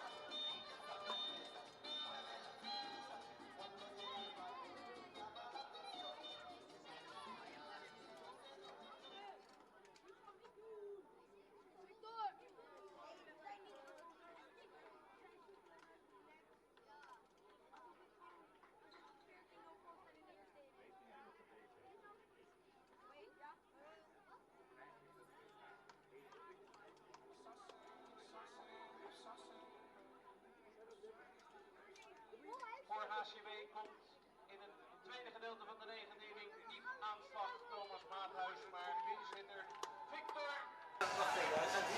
We're heading to the bottom of the 9th inning, and a pinch hitter has been announced. Because it's not Thomas Maathuis who will be digging in. Maathuis pinch ran for Quinten de Cuba last inning, or 2 innings ago, I should say. It's Victor Dreyer, who's been dealing with an injury, and for that reason hasn't played in the last 2 games after being taken out in the Tuesday game, I believe. And he's up against Pim Vijfinkel, and he looks at strike 1 called. A slider in the zone. Dreyer always a threat to pop off at any point. And he skies one into right field, way high above Denzel Richardson, who doesn't see it. He can't see the baseball. And it drops in for a base hit. Richardson just could not pick up the baseball. Maybe he lost it in the lights. Yeah, shaking his head. Nothing. I got nothing. As a pinch runner comes in for Victor Dreyer, who's been dealing with a leg injury, so that makes sense. Can we get an announcement on that pinch runner? That would be nice.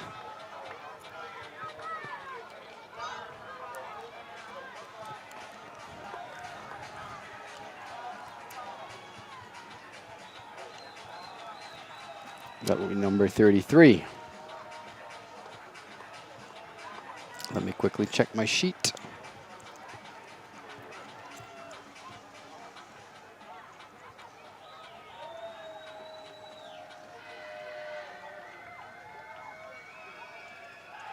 It's down for Palen, the infielder. Pinch running for Victor Dreyer. And if Vijfinkel quickly checks on Verpalen at first, with Jair van Borculo at the plate.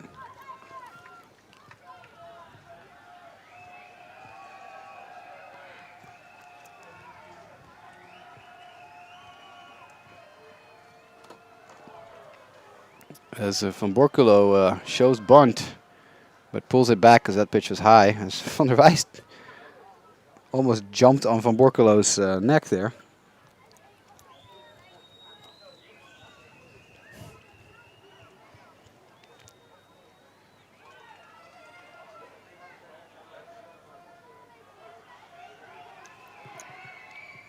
So a ball, no strikes to Jair van Borculo,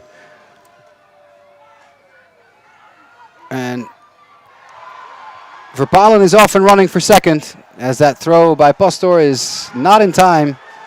It gets away at second base, but not far enough for Verpalen to take an extra base. So I think Danny Romley is coming out to argue that Verpalen was obstructed there, like hindered a little bit in his quest to get to third. He couldn't get up quickly enough. But I would say that that is a hard call to make right there. As you see here, the explanation from our second base umpire, or I guess he's currently at second base. It's normally at first base, Kevin Muzic. Or that's actually, that might be Andrea Casar. Yeah. Well, Romley is satisfied to the point at least that he retreats to the dugout.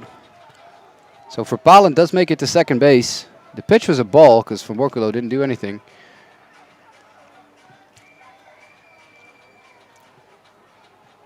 And this will be an interesting situation. What are they going to do here? This is pretty much their best hitter in the tournament, Jair van Borculo, hitting 500 with a 1250 OPS.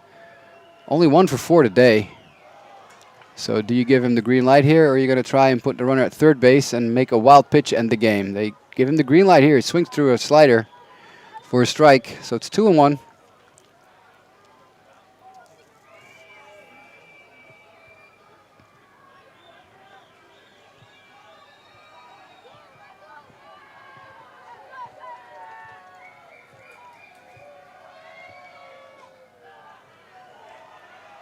As Van Borculo indeed does turn to bunt again now, but good eye by the young hitter and pulls back the bat.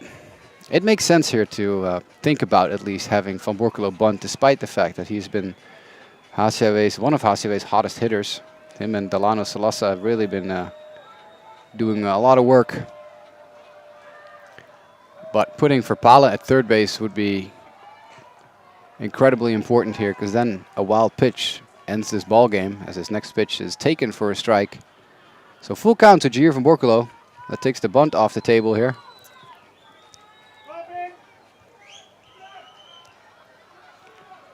Either way, Van Borculo is going to want to move the runner to third. Lots of coaching coming out of the Amsterdam dugout towards the outfield. As Vijfinkel fires and delivers, and that's strike 3. And that looked like a good pitch. Van Borculo unhappy, but that does look like a good pitch, if I'm totally honest. And his manager is coming out of dugout to get his young slugger. Says, suck it up. We still have 2 chances here to drive in the run from second base. And Brandley Martina, as you can see, the motioning by Madeira. Madeira motioning a potential bunt here. Because that's how fast Brandley Martina is. He can put a bunt down and make it to first base in plenty of time. So let's see what he does here.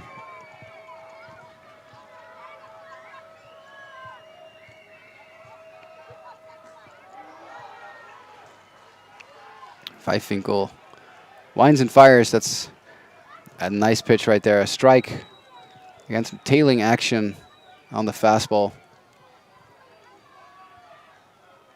As the entire HCAW team on the top of the dugout step. Madeira messing with Verpalen just a little bit.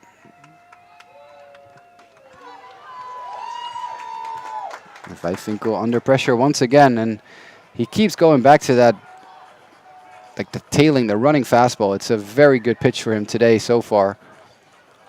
He's been under pressure pretty much this entire outing, but he's really hunkered down now and throwing strikes when he needs to.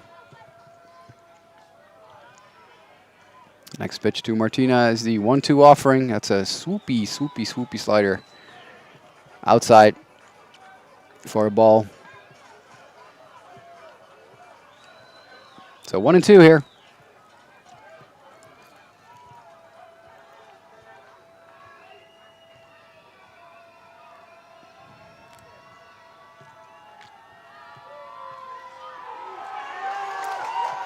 As this next pitch is coming in here, and that's another fastball with the running action, called strike 3. So back-to-back called strikeouts for HCAW with their runner in their winning run in scoring position. So now it all comes down to Max Dreyer,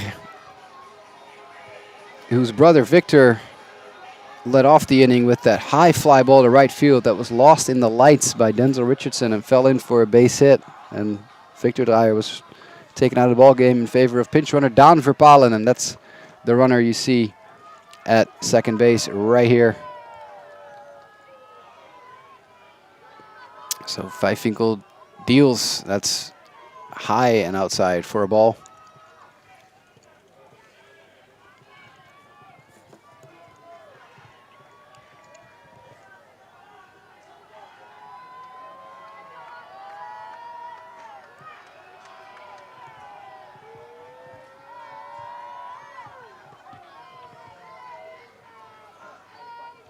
Two 2-0 to Dreyer.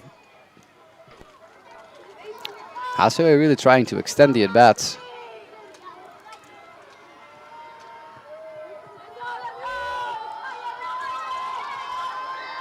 Let's see if Vijfvinkel goes back to that fastball again. Yes, he does. Called a strike once again. He's really finding the right spot, because it's a spot that the HCAW hitters apparently do not like swinging at.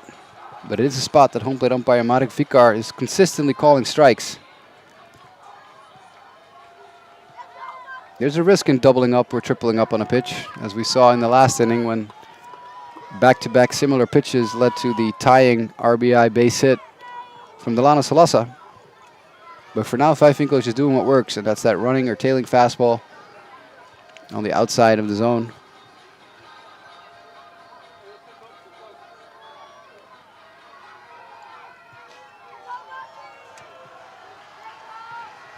So 3-1 pitch. Low and outside, called the ball, so Max Dreyer walks. And that puts it all on the shoulders of Bob van der Meer.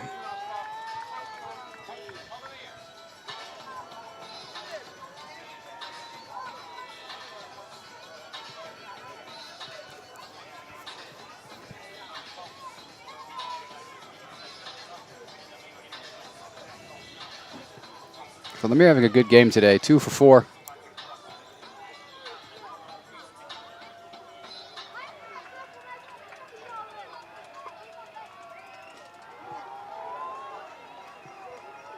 As Vijfvinkel's first pitch of the at-bat. Strike 1. Nice fastball. That was more a straight fastball than a fastball with some action on it.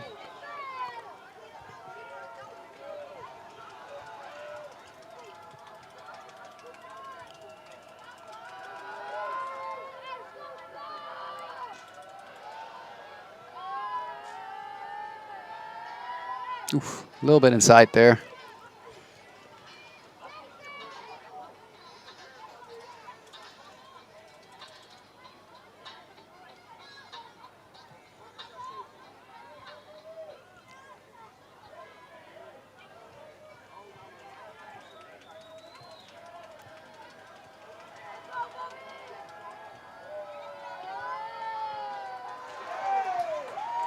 As Vijfvinkel kicks and fires and delivers, and that's swung on and missed by Van der Meer. So a 1-2 count here.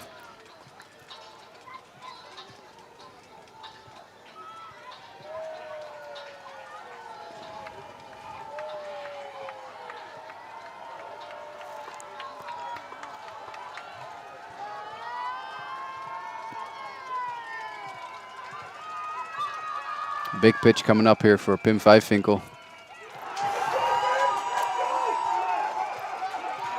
High fastball, swung on and missed, and he strikes out Van der Meer. So 3 strikeouts in a row. A amazing inning by Vijfvinkel. Strikes out the side on 2 strikeouts looking and 1 strikeout swinging.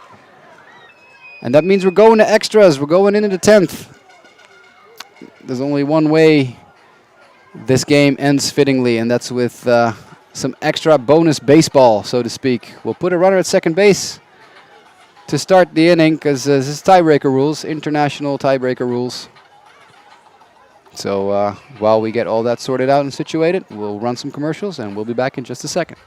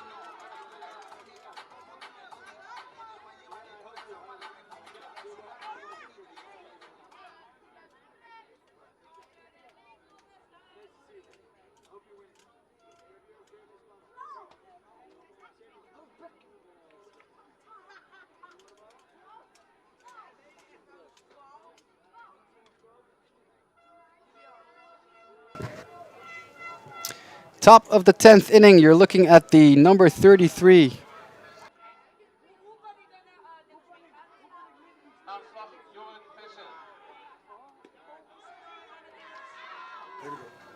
So that means we have the ghost runner, so to speak, at second base. We're just putting a guy on base from here on out in order to speed up the process of ending this ball game, even though it's been a fantastic ball game. Great pitching, great defense, timely hitting. It's a Jorrit Penseel in the batter's box.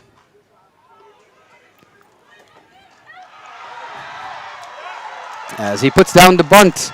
It's fielded, thrown to third, and they get the lead runner.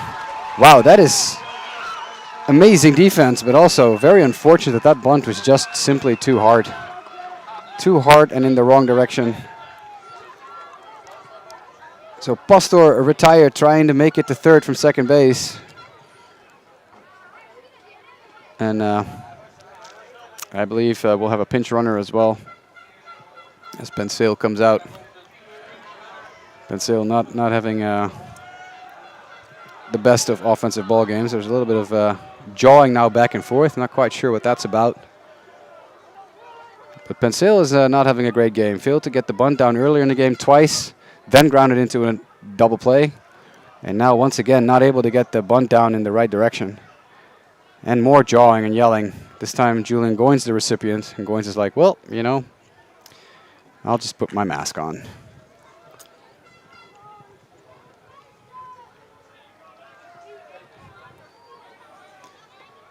That brings up Jason Jacobus, the number 9 hitter. as he puts down a bunt. That's a much better bunt, but what a play by Max Dreyer. He throws out Jason Jacobus, who slid headfirst in the first, but wasn't there in time. So that means that our pinch runner, now we'll get you his name in a second. I'm still actively looking for the jersey number. Number 50. That would be Timo Nahuis. He's the pinch runner currently at second base. There he is. So 2 outs here, and it's up to Ruli Henrique to potentially drive in a run here. So this inning is not going the way Pirates would have imagined it. Starting out with Luca Pastor at second base. First a bunt attempt as Heyer goes to check on Nahuis at second base, make sure he's still awake. Dives back safely.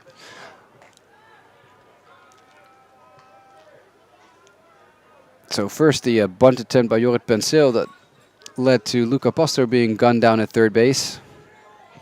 And then Jason Jacobus retired on a bunt as well, as Ruli Henrique looks at a strike here. So 0-1 to count.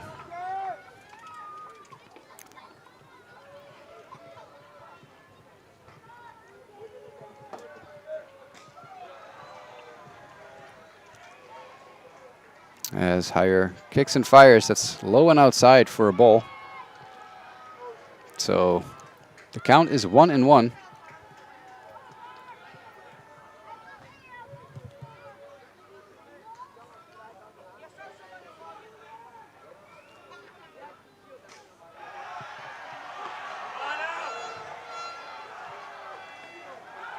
As this next pitch is called a ball, just a bit inside. It's in a similar location that Marek Vikar has been calling strikes to right-handed hitters all day, but maybe the view is just a little bit different with a left-handed batter in the batter's box. So it's a 2-1 count.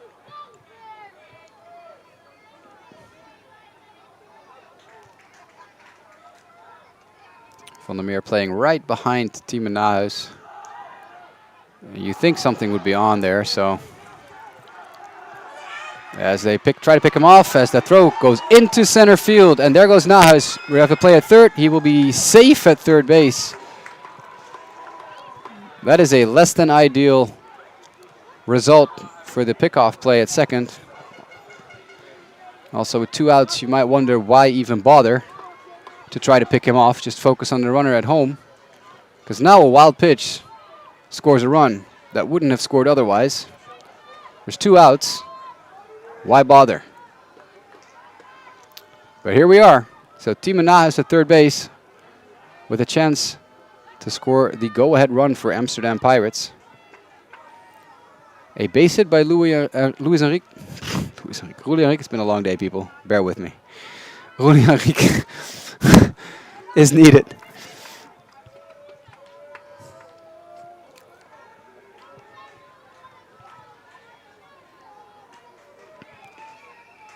And right now, given the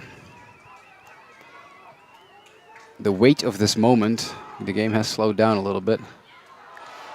As Ruli Henrique digs in again. And he grounds it. Oh, nice play by Heyer. Oh, my. That is a nice play by Lars Heyer.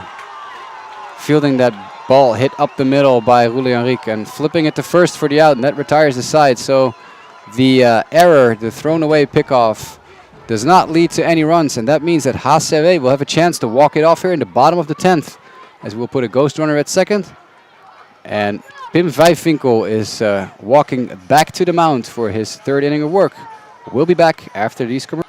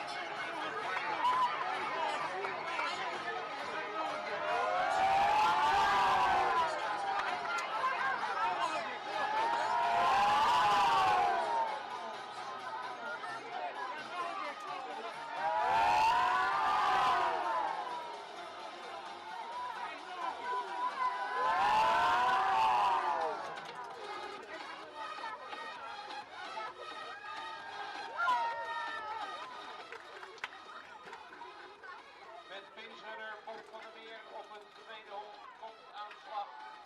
Catcher Julian Goins.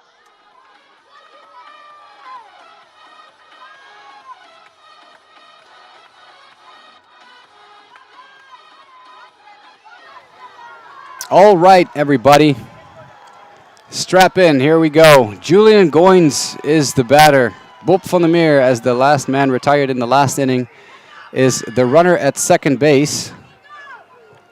As Goins squares the bunt and almost interferes with Luca Pastor again. That would have been a bad day. Instead, it's a foul ball bunt. And once again, it's proving to be difficult to put a good bunt down. We've seen multiple batters today fail at the task of bunting the runner over. And Goins is now down in the count, 0-1. He will attempt another bunt. He just telegraphs that from a mile away. But that is a much better bunt attempt. That is a nice snag and a good throw to first by Oliver van der Wijst. But it does mean that the winning run is now 90 feet away at third base.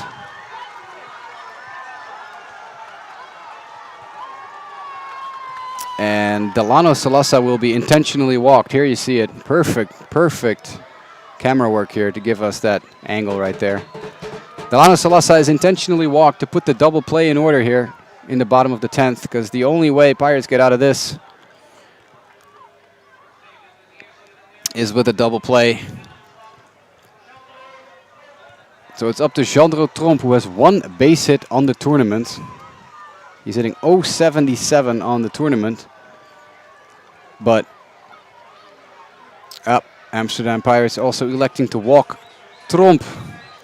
Him obviously being a left-handed hitter, that's a difficult matchup for Vijfwinkel as a right-handed pitcher. So despite the fact that Tromp is one for the tournament, Gario, the manager for Pirates, elects to walk. The bases loaded. Intentional walk to Delano Salasa. Intentional walk to Jandro Tromp. So now a ground ball and the play will be coming home. There's a lot of wild gesticulating going on in front of the Pirates dugout between Dirk van Klooster and Melvin Gario. We're yelling at each other, and now Van Klooster is yelling at his left fielder, Jason Jacobus, to move in more. Oh, this ball game might be over. As Vijfwinkel fires a pitch, hits Dirks in the butt. And that is a walk-off victory as HCAW beat Amsterdam Pirates 4-3 on a walk-off hit by pitch. Well, that's quite something. As the entire town of Bussum is on the field now almost. Let's see. Children and other players. And there's, and we're fighting. And we're fighting. Yep, this was bound to happen. This was bound to happen. This has been a game of jawing back and forth from the very first inning all the way to the end of the ball game, and now it's on. There's absolutely no need for this. Of course, this is an anticlimactic game if you're a Pirates fan, and even if you're a Bussum fan. Winning on a hit by pitch on the bases loaded might not be the most glamorous way to win, but a win's a win. So instead of yelling at each other, just shake hands and go home, and most certainly get the little kids out of the melee that were in there. Well, that's that. So an unfortunate ending if you're wearing the colors of Amsterdam Pirates, as we're still ongoing. But we see coaches on both sides now hugging it out.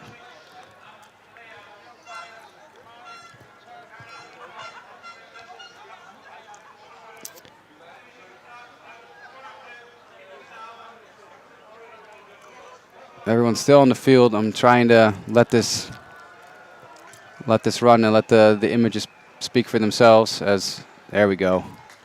Bring it in, guys. Bring it in. As you hear from Borkolo, he was hopped up throughout the game, and now Gario is telling him, "You grabbed someone by the jersey. You don't do that." I'm guessing he's saying that. And there it goes again. If the HCAW coaching staff needs to get Jair van Borkelo off the field. He's been hopped up all game. Just get him off the field. Go take a shower, everyone. Chill out. It's hot here. I understand. There we go. Okay. Shake hands. Everybody happy. Let's go. So do not let that take anything away from the fact that this was an unbelievable ball game. It was Pirates all the way from the start, and then HCAW struggling to climb their way back into the game. That's nice to see some hugs exchanged between Delano Salassa, Oliver van der Wijst. Salassa, of course, former player for Amsterdam Pirates.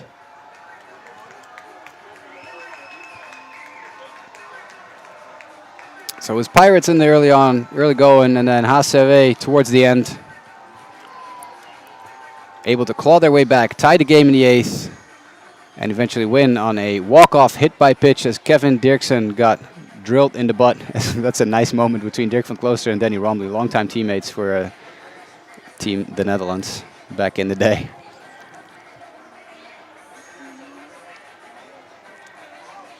Outstanding ball game, had everything, home runs, pitching, defense, some heated moments between the teams, but it's good to see that everyone is happy again. All right, well, I guess I'm laughing at Jeroen Groenemans, the director to my right. This was a ball game, people. This is what baseball is all about. I want to thank you from my spot in the booth here for being with me for the past 4 days. Unfortunately, during tomorrow's game, tomorrow's day of finals and other stuff, I won't be able to be here with you. Hopefully, Julian Lobezo will be back in the booth to talk you through these games. And as we have some amazing footage here from the field, I'm gonna sign off and let you enjoy whatever we have remaining of the stream. Thank you so much for watching. It's been a blast doing these games with you the past 4 days. I've had a great time. Thank you for all the kind words in the chat and on social media. On behalf of my producer Jeroen Groenemans, my graphics designer Mike Spijkerman, who is enjoying a beer elsewhere tonight, but did some amazing work for the first 3 nights of this tournament, first three days of the tournament. Cameraman Dorian Veenstra, co-announcer Julian Lobezo, for joining in the booth for an inning today. And of course our second camera operator, Jeroen, who is giving you these amazing images that you're seeing right now.